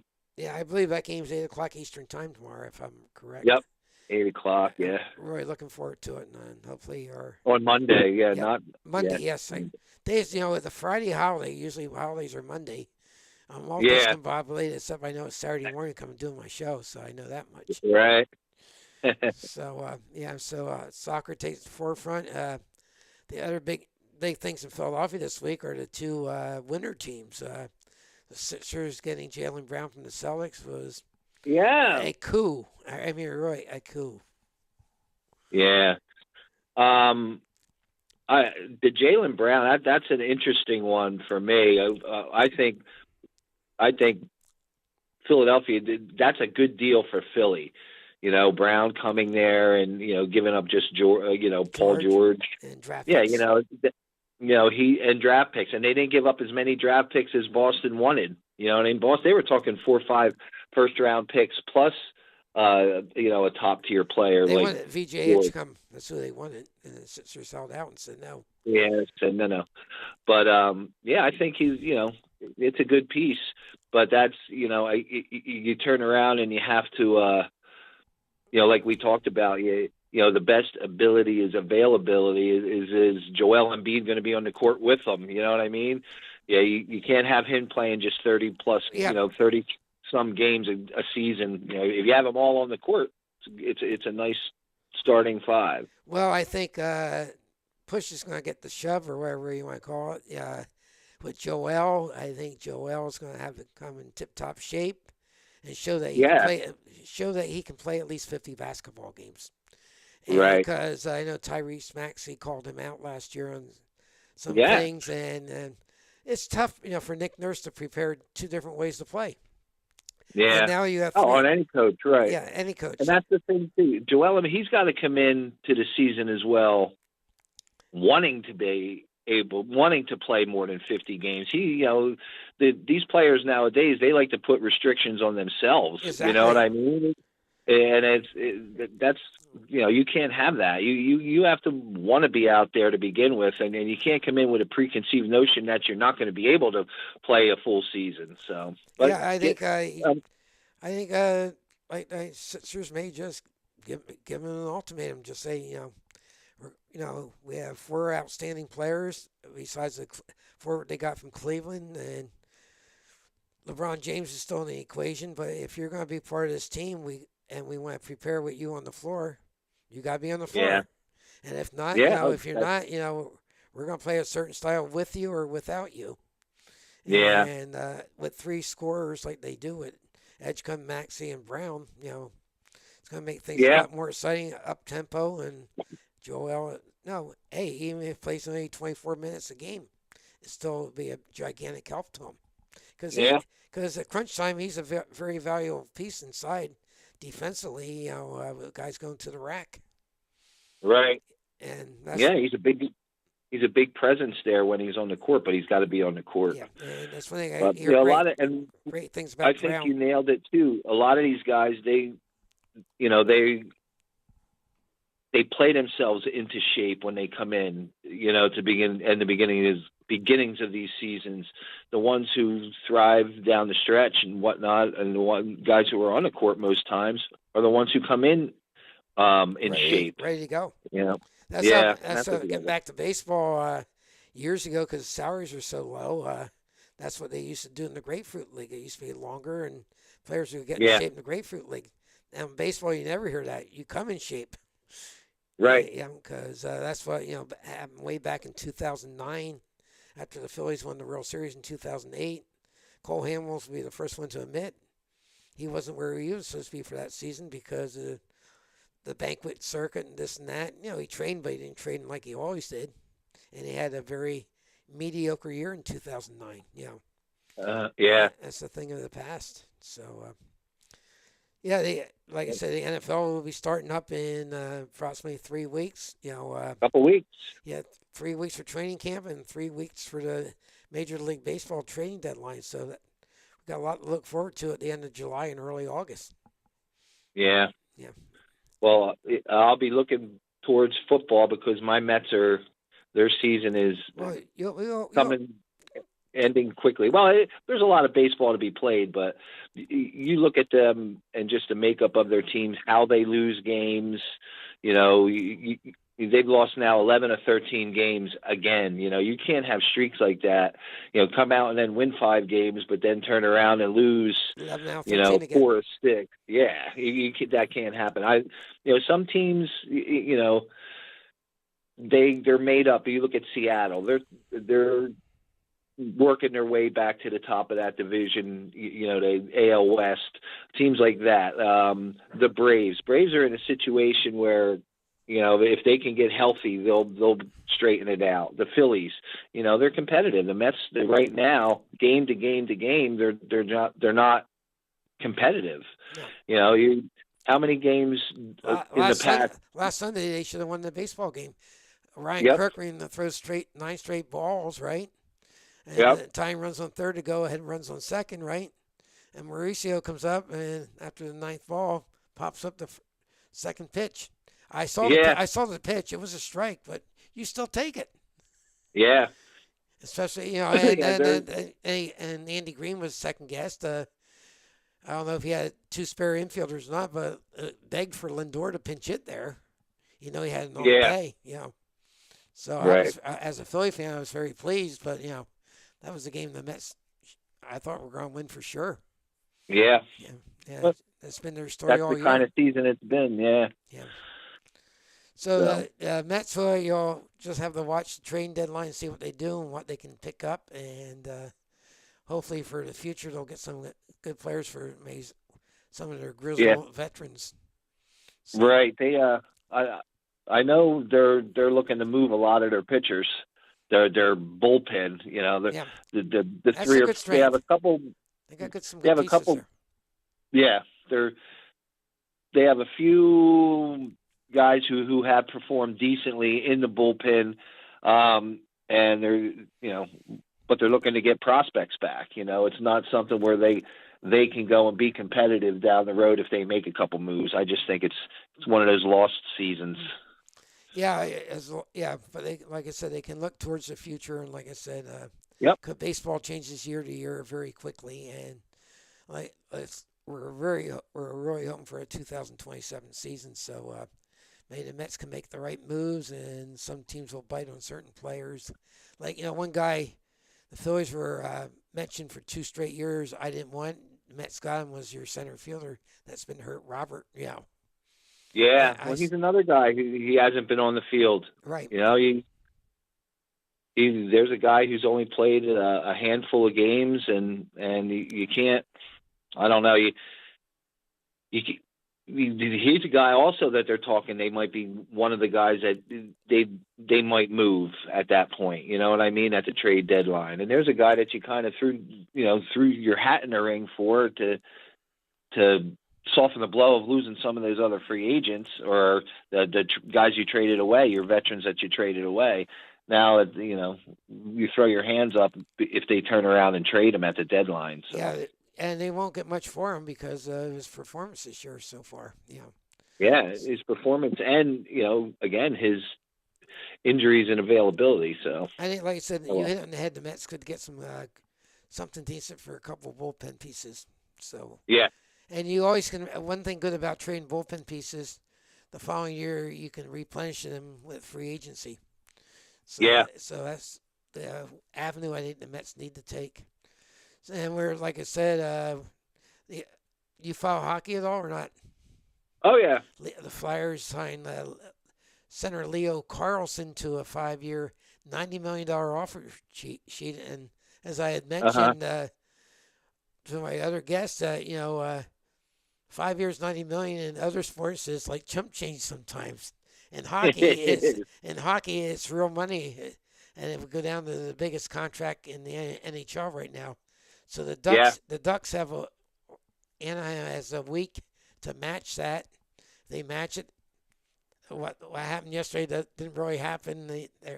Anaheim has them, but they have an $18 million a year hit on their salary cap, and they have some Connor Gauthier and a couple other players coming up in contracts. So that's going to give their bargaining power with future agents. They're going to have some problems probably down the line, and they think the Flyers might be a lot of general managers' enemies right now because they offered that such a rich contract. As a Flyer fan as I am, and I guess I could say all fair in love and war, but we'll see. Yeah, right. And NFL training camps are opening. I think the NFC East will be anybody can win it this year. I really feel that way.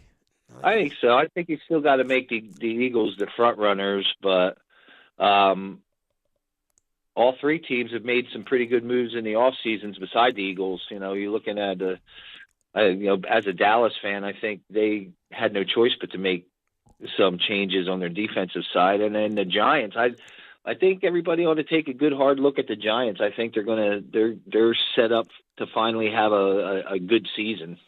Yeah, I think so too. Under John Harbaugh, like I said, a good coaching staff, more discipline in Gotham. Once they get all their players back, like Scatterboo's back, Malik Neighbors might be back after 4 or 5 games. Like I said, that's still up in the air. But and Jackson Dart, I said to Chris Otrano, I said, I hope he went over the Yankee Stadium and learned how to slide so he doesn't get killed going out of bounds. Right, He is such a competitor, but you got to live for the next play. Yeah, that's true. Yeah, and the Redskins took a major step back last year under Dan Quinn. We got to see what Daniels does at quarterback. And, of course, Jalen Hurts, if you talk to 10 national scribes, 5 love him, 5 think he's overrated. And I'm happy to say, he played in 2 Super Bowls and could have been MVP in both of them, but the Eagles lost the first one. So I'm a Jalen Hurts fan right now unless he proves me otherwise. Right, yeah. I just think he's a little more consistency with him, and you got that running back there. Yeah, he'd take a lot of pressure off of Hurts if they use him correctly. You know what I mean? Yeah, they got a good backup too. Tank Pace-Big is really good as a change pace back, so Saquon Barkley doesn't have to play every down and get beat up. Right. And probably the biggest things for the Eagles is their offensive line to stay healthy. There are 5 offensive linemen that are as good as anybody, but if you get 2 injuries or more, that could put the season down the drain because there isn't much depth there. They have maybe 2 guys that can play. They may have 7 linemen, but like I said, otherwise it's a crapshoot. So, right. Yeah, that's probably that way for most teams. But the Eagles winning when they won their title, 2 titles over the years, have had superior offensive line play. So. And I think Dallas, one of the best lines in football, and that's where it begins. And they had that on both sides of the ball, but their offensive line does drive the bus there. So, and then with Barkley there, and like I said, you can take some pressure off of Hurts, and it's going to be an interesting season. You know what I mean? I'm anxious for it to start. Yeah, me too. Like I said, it gives you another thing to pay attention to. Like I said, I'm anxious for my Phillies yet. I think the Phillies still can make a run at it. And they're right there. Yeah, and they just got to get it. They got 3 big holes to fill before we get off. They got an outfielder. I'm not saying a right-handed hitting outfielder because the acquisition of Hill, if you got good left-handed hitting outfielder, you could have a great platoon in right field. Hill plays great defense, runs great, so and that catch against the Mets was one of the best I ever saw. So and so I think it's just any kind of hitting outfielder would be big, because against good pitching, you need that extra bat in the lineup that's consistent. I think. Yeah. I think Brandon Marsh has played great this year, and I think he'll have a great year. Yeah, he's having a great year. And Bowman Stott, even though they've been inconsistent with the bat, they've been unbelievable in the field. Uh-huh. I think both are Gold Glovers. I never thought I would say that about Alec Bohm, but Alec Bohm to me is as good as defensive third baseman in baseball as I've seen this year.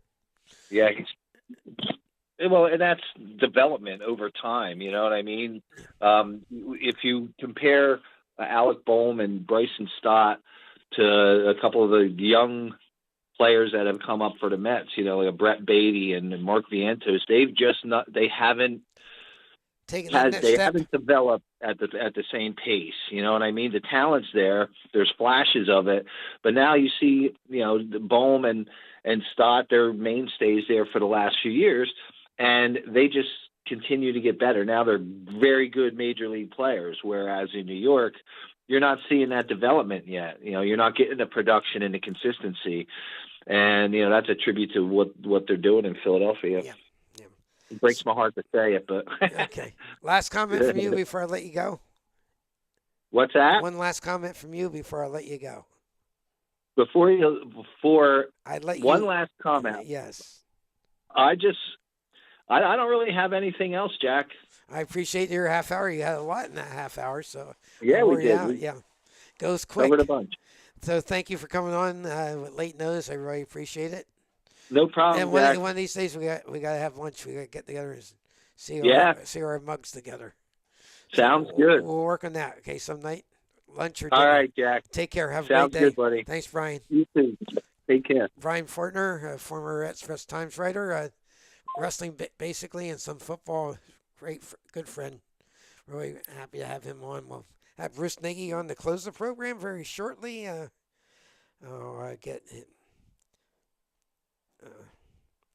Bruce should be on momentarily. Good morning to my mother. You know I'm on the air. Yes, it looks like another sunny day out in the Lehigh Valley. Good morning, Jack. Good morning, Bruce Nagy. How are you? Good. Happy 4th of July. Happy 4th of July to you. Yes, and it's going to be another hot and steamy day, and unless my mother has an errand for me to run, I may just keep her company 24 hours inside my house. Yeah, I mean, we have really nice weather here, and watching things in the East, especially, cancellations of parades and in Washington and Philadelphia. And I know the World Cup game in Philadelphia this afternoon, I'll tell you, it's going to be brutal for players and fans, I think there, Yeah, I know it's 5 o'clock, but it's still going to be, hopefully it won't be 99 or 100, but I believe it will be. That's probably. really rough. Yeah, I believe it will be. And France is playing in that game, and it's not going to be easy. And those guys have to be in shape. Like I said, you're going to see many stoppages probably. Yeah, and one of the things in watching, and I like soccer. I'll watch it occasionally on a Saturday morning, from Europe and things like that for, a few minutes. But the World Cup games have really been good, Jack. I mean, they have really been good and exciting. And the game yesterday between Argentina and maybe the 67th rated team in the world, Cape Verde, and I think I know where that is, but was just a phenomenal game. I mean, it really, really was. And I'm really happy to see, first of all, the stands are full for all the games. We have a lot of visitors coming in from other countries. Most of them seem to really think things are really nice here. They like the food, they like the atmosphere and everything like that. And I think it's been a real positive for the country on its 250th birthday to have the World Cup here, and to everybody's done such a great job in all the cities across the country, and of course Mexico has a big game today as well, or today or tomorrow as well. in Mexico City, and then they're also playing some games in Canada. I think everybody's really done well, and I've been, despite ticket prices, which are pretty high, Astronomical. real high. In fact, it was mentioned that in Mexico City and in Mexico, one of the things that's happened there, while the stadiums are full, they have a lot of sites around the cities for watch parties, but those watch parties have so many people in them that people have died of asphyxiation, like 4 people, I guess, yesterday or the day before. And so they're trying to limit crowds at certain sites throughout the cities by adding more screens in different places and putting a limit on things. So, but the excitement, and the soccer is really good. I mean, it's really good. Bruce, if you take notice, you're seeing some 3-2 scores. You're seeing a lot of excitement. Like the local TV stations back here in Philly. They have the Philadelphia Union. They've had a terrible year, but even when they were playing really well, you saw numerous times nothing draws. And I'm saying that's why soccer's not exciting here in the States, because there isn't that much talent. They're talented, but they're not the upper talent that we're seeing right now. Well, what you're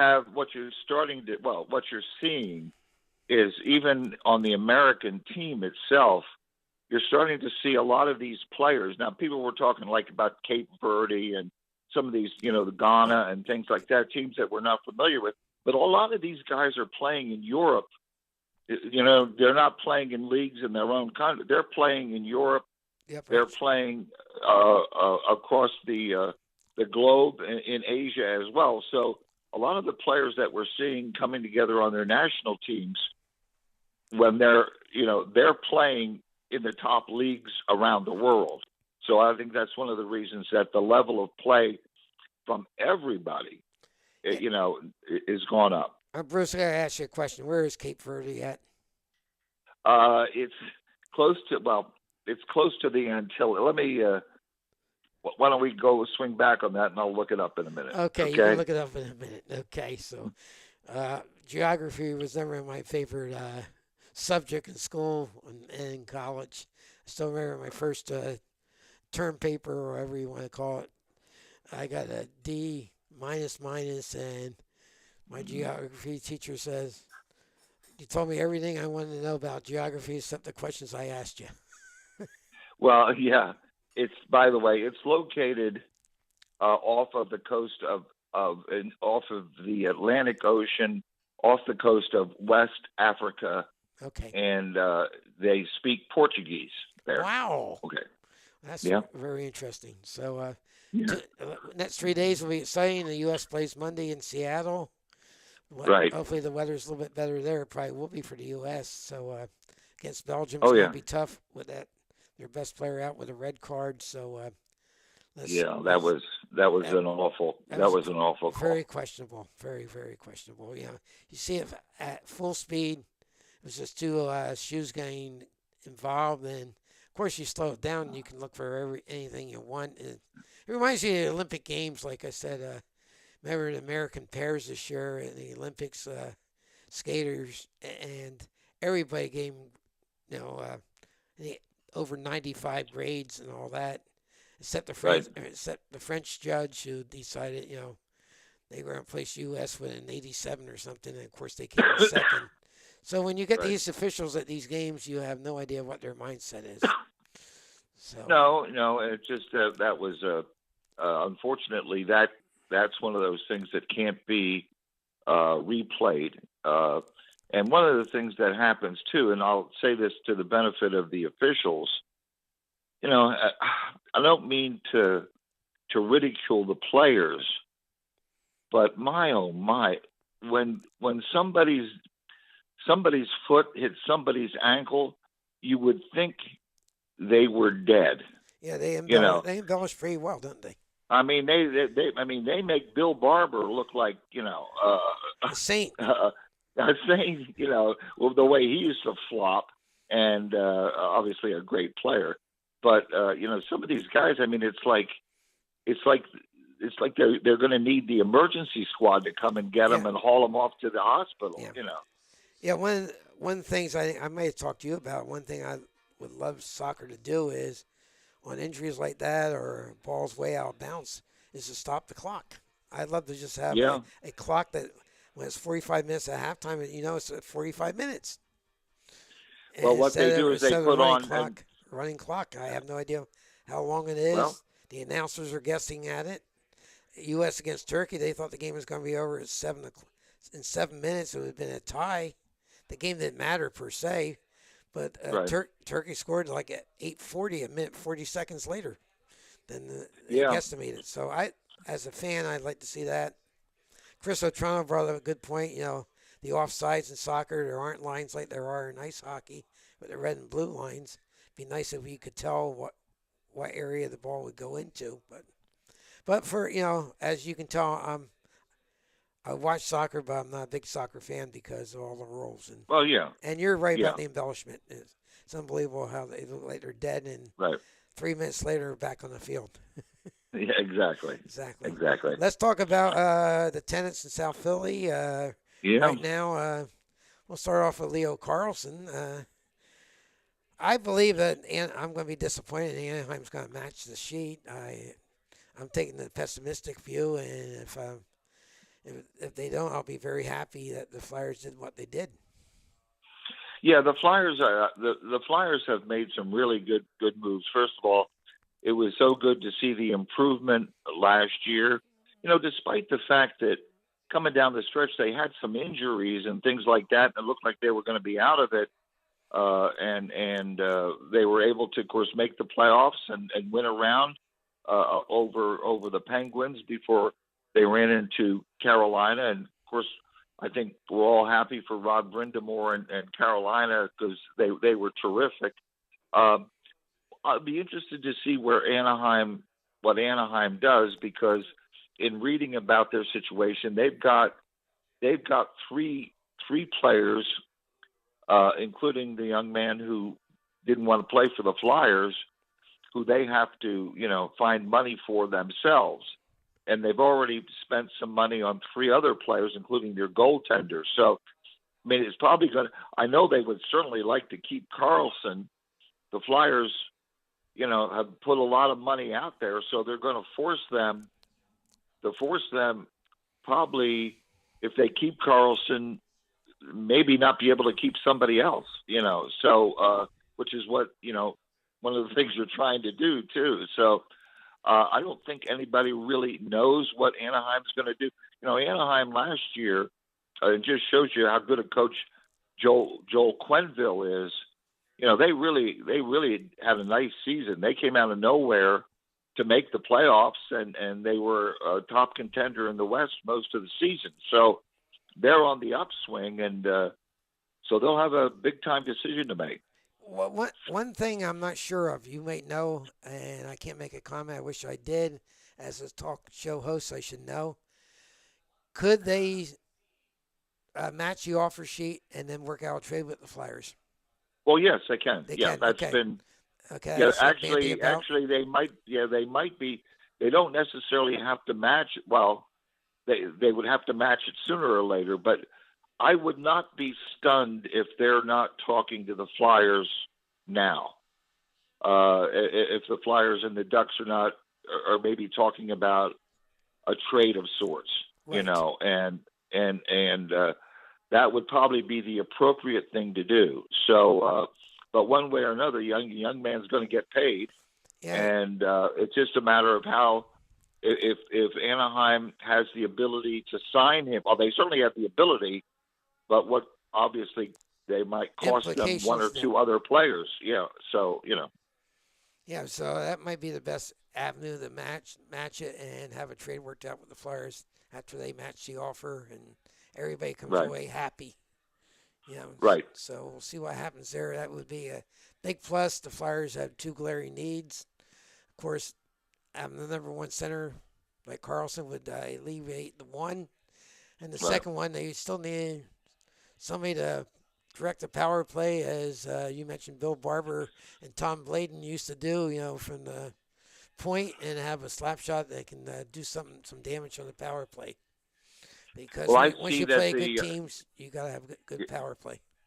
well, I've seen. I guess that the Pico workers have gone on strike in Philadelphia. I saw that today. The Pico power play has been on strike for 20 years. Well, they might. That's Friday. They might come off of it if they get Carlson. At least it will be a step in the right direction. And Lou Nolan's praying. Well, it's a shame when your team is better offensively when they're shorthanded than when they're on the power play. You know, the Flyers are petitioning the league that you can decline power plays. That's right. Exactly. That's not a bad idea. If you did that. Yeah. So, but that should be very interesting. And then the other tenant in Exmo, as they call it now, the Xfinity Mobile Arena. Right. The Sixers. It's been great. The Eagles trade Brown to Boston or New England, and New England and Boston, it was very nice to trade Brown back to Philadelphia, but a different team, of course.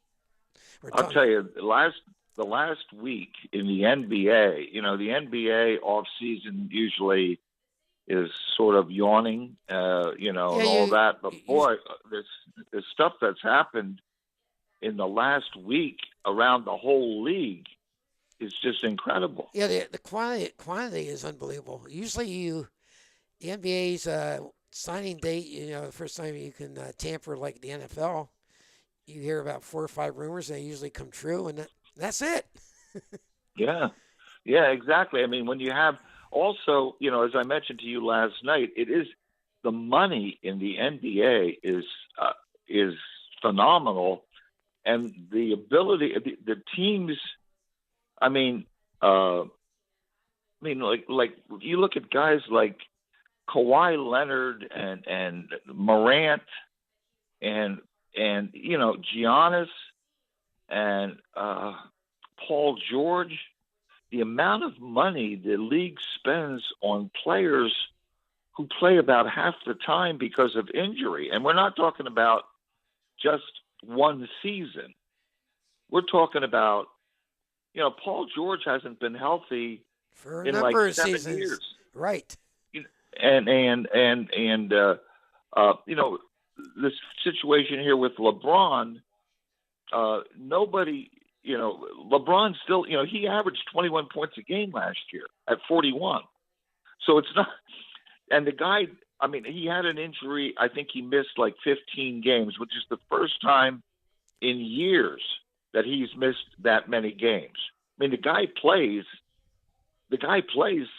70 games a year or more, and he plays back-to-backs. And, that situation here it wasn't stunning because it was sort of expected, especially with the Lakers having new ownership and Doncic here. And now, not that they're being criticized, but they went out and made 4 free agent signings, and of course, people are saying they're overpaid. Well, as far as I'm concerned, in the NBA, everybody gets overpaid anymore. Well, crying out loud, and you go back to the offer sheet, 5 years, $90 million. That's chump change in the NFL, Major League Baseball, and other places, the NBA. And like I said, what Paul George is making is a travesty, over $50 million plus. I know. And the thing is, what you have here, in reading about this, because obviously you and I follow the NBA, but it's not like we're watching every minute of all these games because we just don't.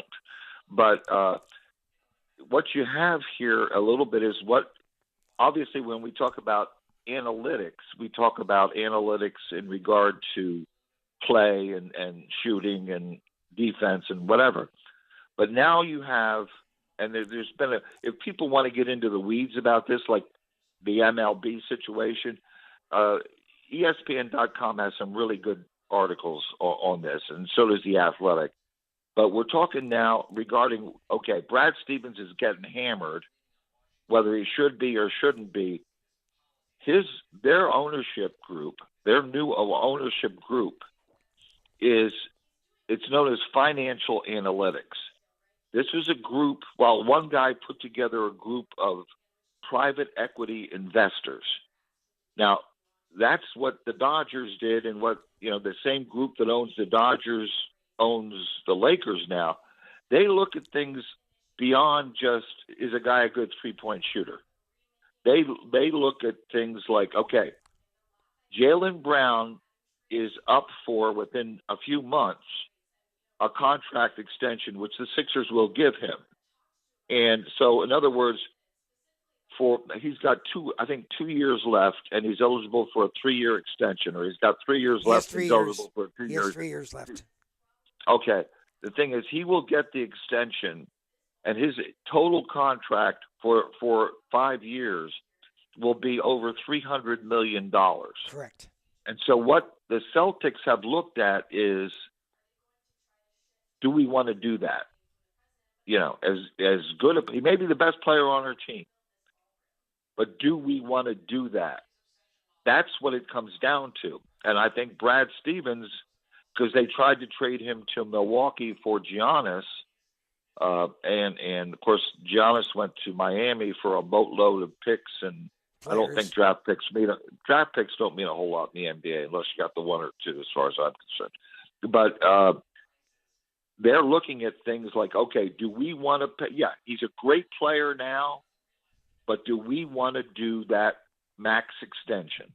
Exactly. And also this, which I never even knew about until like a month ago, the second apron. Yes. Which is part of the salary cap. And nobody wants to. These guys who own these teams now they're business people. Do they want to win championships? Sure they do. However, they also don't want to pay an extra luxury tax or whatever this second apron is. Well, that came back. And they've told their general managers, you are not going there. Josh Harris is, he may be a billionaire, but when I say he's a billionaire, he doesn't have $1 billion worth of cash. What it is all his investments and all everything that he owns make him that wealthy. But he, I don't know how much cash he has in his wallet. Probably not a whole lot, because that's not how these guys operate.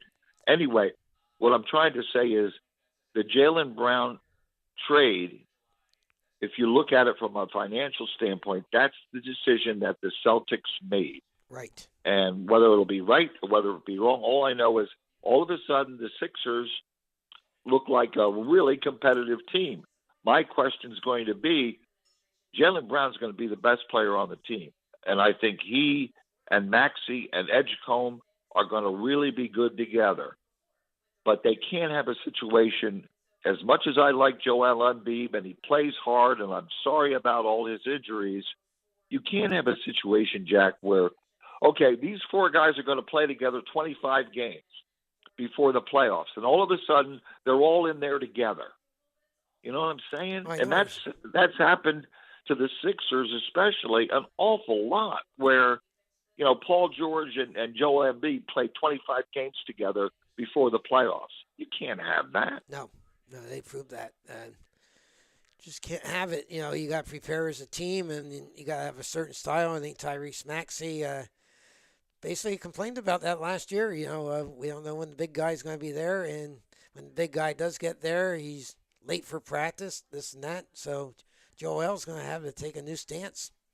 And as Marcus Hayes wrote today in the Inquirer, as usual, writing excellently, one of the reasons, okay, the Sixers had, of course, the wonderful playoff victory over the Celtics. But as he pointed out, Edgecombe and Maxey were just whipped. Yeah, they were. And once they got in against the Knicks, who were obviously played a brilliant playoff, those guys simply didn't have anything to give after the second game. They played hard, but they were 38 minutes a game, Maxey, 35 minutes a game, Edgecombe. And when you get into a 7-game, or when you get into a series when you're playing each other every night as opposed to once a month, it's different. Maxey played 47 minutes in that second game, and they lost by 2 points. 47 minutes. And, of course, some people thought that made it cost Daryl Morey his job by shipping off McCain, and Right. it sure Right. didn't help him. But it was about the apron and Bob Myers, basically the real head of basketball operation. Gansey, I'm sure, is close second. Right. Said that he wouldn't work for an owner that wouldn't go into the second apron when they had their press conference. Right. Well, And so I think with the extension, they won't have to. And with LeBron, like I said, he's definitely a possibility to come to Philadelphia. I give it a 25% chance, but like I said, he does. I think he wants to win, and the money is. He wants a fair contract, but it's not going to be the one that takes you over the top. based on what Marcus said today, the most they could pay him was $4 million. Wow. Now, the thing is, Golden State and maybe Cleveland. Now, what the most they can probably pay him is $15 million, and what you got is in Golden State, they're trying to get some people to redo contracts and things like that. But the thing about Golden State, gosh, that's going to be an old team. Yeah. If LeBron at 41 is still, like I said, 21 points a game, 8 rebounds and 6 assists a game. That guy That's can phenomenal. still play. Yeah, he's But you get in against Oklahoma, that's all fine. But you get in against Oklahoma City, or San Antonio. and you get in against San Antonio or Minnesota with those young studs that they got, the 20-something studs. Right. It's not going to work. No. So, yeah, it's going to be very interesting to see what happens there. But I'm very happy for the Sixers because I think they're relevant, and that's the most important thing for their long-starving fans. They picked a really good power forward from Cleveland, so they have a really nice starting lineup right now. And Embiid's healthy. If it isn't, just go get another center and plug them in and tell them to play defense, basically. We're going to play our style, and we got enough scorers without you. Exactly. Let me see. We still got about 10 minutes, if that's okay with you. Sure. Yeah, the NFL starting up. I don't think there's anything big going on in the NFL, except you're a Philadelphia fan. You have 10 national pundits, as I mentioned before.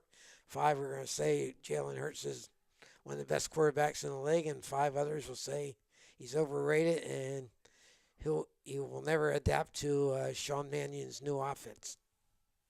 I think he's one of the best quarterbacks in the league, and I think he will adapt to Sean Mannion's offense. Yeah, I think so too. And plus, I'm sure he'd like to get a new contract, and I'm sure he'd like to be one player who could say, I played my whole career in one city. So and I think he's done it in the past. He started in high school and to college for 4 different offensive coordinators, and same thing with the pros, and Shane Steichen or Kellen Moore would have stuck around for a second or third year. I'm sure you would saw monumental gains by Jalen Hurts. And go ahead. The only thing is, Jack, if the Eagles have a really terrific season offensively, and I'm not saying a Super Bowl, but I'm just saying if their offense is really good, where's Sean Mannion going to be the head coach of next year? Exactly. And I think that's the way it is. That's just the way it is. I think that's one of the reasons they hired the Tampa Bay offense coordinator as the passing game coordinator. Yeah. Yeah, I think for some continuity's sake, I think he probably got a nice lucrative contract himself as second command in the offense, saying, unless you get a head coaching job, you're tied to us, and Jalen. So I think that was. I forget his name, but he was pretty good at Tampa Bay last year. So we'll see what happens. And that whole division is going to be up for grabs. The Eagles can keep their 5 offensive linemen healthy. I think Eagles are still the team to beat. That's the big thing. Well, and the thing is, I don't even care if you're Patrick Mahomes or Josh Allen. Now, Josh Allen himself is the top runner for Buffalo. And the thing is, we've also seen Patrick Mahomes is obviously the best quarterback in the league. But when his team cannot run the ball, like in the Super Bowl 2 years ago, and they really couldn't run the ball all year long, and pressure their defense got them to the Super Bowl 2 years ago, the Chiefs. Right. And you still have to have, you know, you still have to be able to run the ball. Now, are they going to be able to run it for 2,000 yards like Saquon did? No, but the offensive line has got to do more for Saquon uh, this coming year. They just really do. And if he can get back, like I said, not 2,000 yards, but if he can get back to 1,200. Yeah, 1,200. 13. Yeah, in other words, and when it's 3rd and 1, they can give him the ball and he gets the dog on first down instead of being tackled 4 yards deep in the backfield for a loss. That's what they need to do. One of the big helps is having Tank Bisbee for the whole season. Yep. I think a real good change of pace back can really help you. You know, like I said, you can start with Barkley for two series, and all of a sudden you put him in. He's a different element that can really help the offense. And I think the wide receivers, hopefully Lemon will be healthy, and hopefully the acquisition Wicks from Green Bay, you'll have 3 good wide receivers, and on paper you have really 2 good tight ends that can catch the ball in Goddard and Stovers. Let's face it. I mean, I think Dallas Goddard, to tell you the truth, I think at times Jalen goes to him. Jalen's looking for him, you know, and you know, I'm glad he's back. He's really good, really you know, is. and just like Zach Ertz, and I hope. By the way, I just hope Zach can come back and play at least one more year. A lot of people forget. Remember, you know, in the championship game against the Commanders 2 years ago, yes, which the Eagles won 58-23 and all that. What did Zach catch, like 12 or 13 passes in that game? Yes, he did. He was a great safety valve for his quarterback, the rookie quarterback, the entire season. Zach Ertz is a class act, and something he ended his career in Philadelphia, but I don't think that will happen. Well, we saw him play his last game as an Eagle. Yes, we did. Yes, we did. Saw him catch touchdown passes, so that was great. Right. We'll close with baseball, and then we'll let you go. Trading deadline's 3 weeks from Monday. Maybe it's 4 weeks from Monday. It's August 3rd, so it's a little later. It's 4 weeks from Monday, excuse me. And we'll talk about the Phillies because we don't have that much time because, we know San Diego has been a major disappointment. The Mets have been a major disappointment. Kansas City has. And then you look at the Florida teams playing great baseball. Marlins 22-7 in the last 29 games. The Tampa Bay's on a 10-game winning streak, but, and the Mets are out of it locally for our listeners there, and the Yankees will be in the American League playoffs, depending how they do against Tampa Bay. They're 4 games behind after their 7-game losing streak, and Tampa Bay's a 10-game winning streak. So just a little tie bow around the ribbon or the ribbon around the bow. The Phillies have 3 needs. Can Dave Dombrowski take care of those 3 needs? One day you say one thing and you see, Jose Alvarado really struggle in other parts of the bullpen. Ryan Kirkring has held his own. His ERA is like about 2.35. He's had his moments of, question marks, being the 8th inning setup man right now while Keller's out. So that's one need. They need one other arm they need to depend on. The 4th and 5th starting pitchers, of course, are the other need. You need one at least. And if you do, if you get 4 straight good starts, then maybe you can make it Aaron Nola the opener, basically, and pitch like he did against the Dodgers last year. Pitch 3-4 good innings.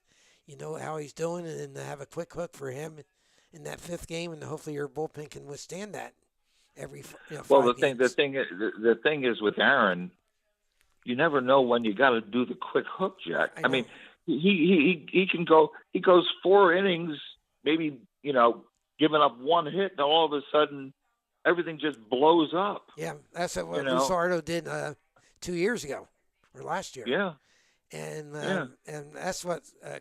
So that's another need, and the third need I think is they can get, because I think the acquisition of Hill in the outfield as a 4th outfielder, it can play right and center. Right. You don't necessarily need a right-handed bat. If you can get him, oh, great. But you can Right. get somebody that hit left-handed and hit well. You can have the perfect platoon in right field with Hill. Let Crawford play every day in center. If he only hits 250, he hits 250, but he does a lot of other good things. He has two center fielders flanking him, Marsh and Hill, or whoever the new guy may be. But the Phillies, are going to have to be active. And lately, they're two farm teams in Reading and Lehigh Valley. Even though there's no real great prospects, some of the lower prospects are really doing a good job in Reading, and it might make some teams to take notice. At the trading deadline. Right. Well, the thing is, I think really a key would be Painter. Yes. And I'm just talking 5 innings. Yes. If he can do between 5 and 6 innings, give up three runs or less. 3 runs, that would be a real plus. That would be nice for Aaron Nola too. Yes. If he could go between 5 and 6 and give up 3 and not 7, exactly. and the thing is, like I said, with him, Jack, it's like, okay, in the 5th inning when he gives up 1 home run, do you pull him then? Or do you wait after he seems to give up multiple home runs per inning? And it's like, and it's a shame because I think maybe the guy's just, he's a great player, great person and everything like that. But I just think maybe he's too many innings in his arm and not enough ability to have different kinds of pitches that are effective at this point. Well, they said a little stubbornness right now, and the ABS and the pitch clock has been his downfall. They worked on a slider, and the last game, he used it 8 times, and they think he should try and incorporate the new pitch, and we'll see what happens. Like I said, Right. Great I competitor. have a question. Go ahead. I have a question, Jack, for you. On July 4th, 2027, will there be baseball? Well, that's my last closing remarks were going to be with you. I heard some refreshing comments, but I don't know if they'll matter, from Mr. Bryce Harper. Yeah, I did too. I thought that was refreshing. That he wants a salary, doesn't want a salary cap. He's trying to stick up for his players. He doesn't want to shove them underneath us, but he wants baseball. And he says, Right. Whatever the owners and us players have to do, we have to have baseball. We can't have a work stoppage because right now we're probably at the second most popular peak in the history of Major League Baseball.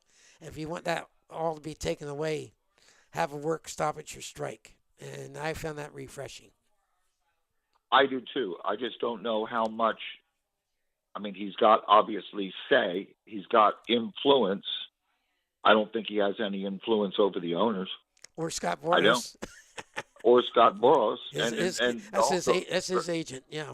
But the thing is, I read what Boras said. I agree with. I'm a management guy, Jack, but I'm looking at what those owners. I mean, forget just the salary cap.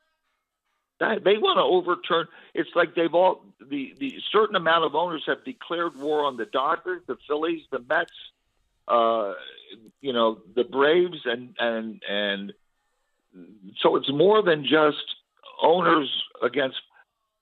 I can't believe that the Dodgers or John Middleton agree with what MLB is. I mean, we're beyond a salary cap, Jack. We're like, you can only pay a guy 15% of your entire payroll. No more deferred payments. Hey, if I'm an owner and I want to pay Bobby Bonilla $1.1 million, which was really smart on Bobby Bonilla's part, and more players, frankly, ought to do that, Jack. Right. That's the decision of the Dodgers and John Middleton to do. That's not the owner of Pittsburgh to decide. You just keep your nose out of my business. I will run my business. If I got a salary cap, fine. But if I want to do stuff, I'm going to do it. And I'm sorry that you can't get Tampa Bay has one of the smallest salaries of any team, maybe the smallest. What every year they're always Up first there. or second. Yeah, they're on a 10-game Because winning they streak right because they now. have because they have intelligent people. John Middleton's got an intelligent group of people that run the Phillies. Yes. The Dodgers are brilliant. Forget the deferred payments and Otani and all this stuff. Like, they have an outstanding farm system. They develop people too. Exactly. Yeah, I agree. So let's hope there is baseball. I think we covered everything from A to Z. Any last closing comment? No, that's it, Jack. And I hope everybody has a terrific July 4th. Happy birthday to the United States. And hopefully we can move forward in a more positive vein in the future. Okay. And like I said, maybe in a couple weeks we'll even talk some college football. Should be interesting. So I'm ready for that. Okay. Thanks, Bruce. Okay. See you, Jack. Have a great day. Okay. Same to you. Yeah. I want to thank Bruce Nagy and want to thank all our sponsors, Palmer Trophy and Awards, Jules out there on William Penn Highway, Regal Insurance right across the street almost, with Jason and Jim Regal, Mike Fleck Roofing on Edgewood Avenue in Palmer Township, Marblehead Chowder House, another William Penn Highway client, John Reichert, who does a great job out there. We go up the Nazareth Berkshire Halfway Realty with Sam Ruda, one of the best realtors in Lehigh Valley, Eastern Area High School graduate. College Hill Tavern, John and Maynard Melham, not in that particular order or otherwise. They can go either order. Have been with me since day one. Giacomo's Italian Restaurant. We got to tell everybody they're not open today, and they won't be open until July 14th. They started their 10-day vacation today, so Giacomo's is closed at both locations. They'll reopen on the 14th. And if you want a great car, and I mean, I got to applaud the service department where I bought my car. Kelly Nissan, both their buy a car and their services, second to none in the Lehigh Valley. Mike DeSora, Evan DeSora, Craig, and all the people out there. And one of our chief sponsors, one of our best that does everything and anything for us is Urco Credit Union, and Larry Rice, Mike Bolus, Shannon, and the rest, Tracy. What a great job they do there. So I want to thank them, and I want to thank everybody who listened, and hope we have a great week, and hope next Saturday I come on and Leo Carlson's a Flyer. That's my wish, and of course the Phillies will have played 7 games by that time, and hopefully the Phillies will go at least 5-2. I'm being a little bit of a homer, but here are my wishes for the week. Everybody have a healthy 4th. If you have nothing planned, stay in and enjoy your central air conditioning and stay healthy. Everybody have a great week, and we'll talk to you next Saturday morning at 9 o'clock. Bye-bye now.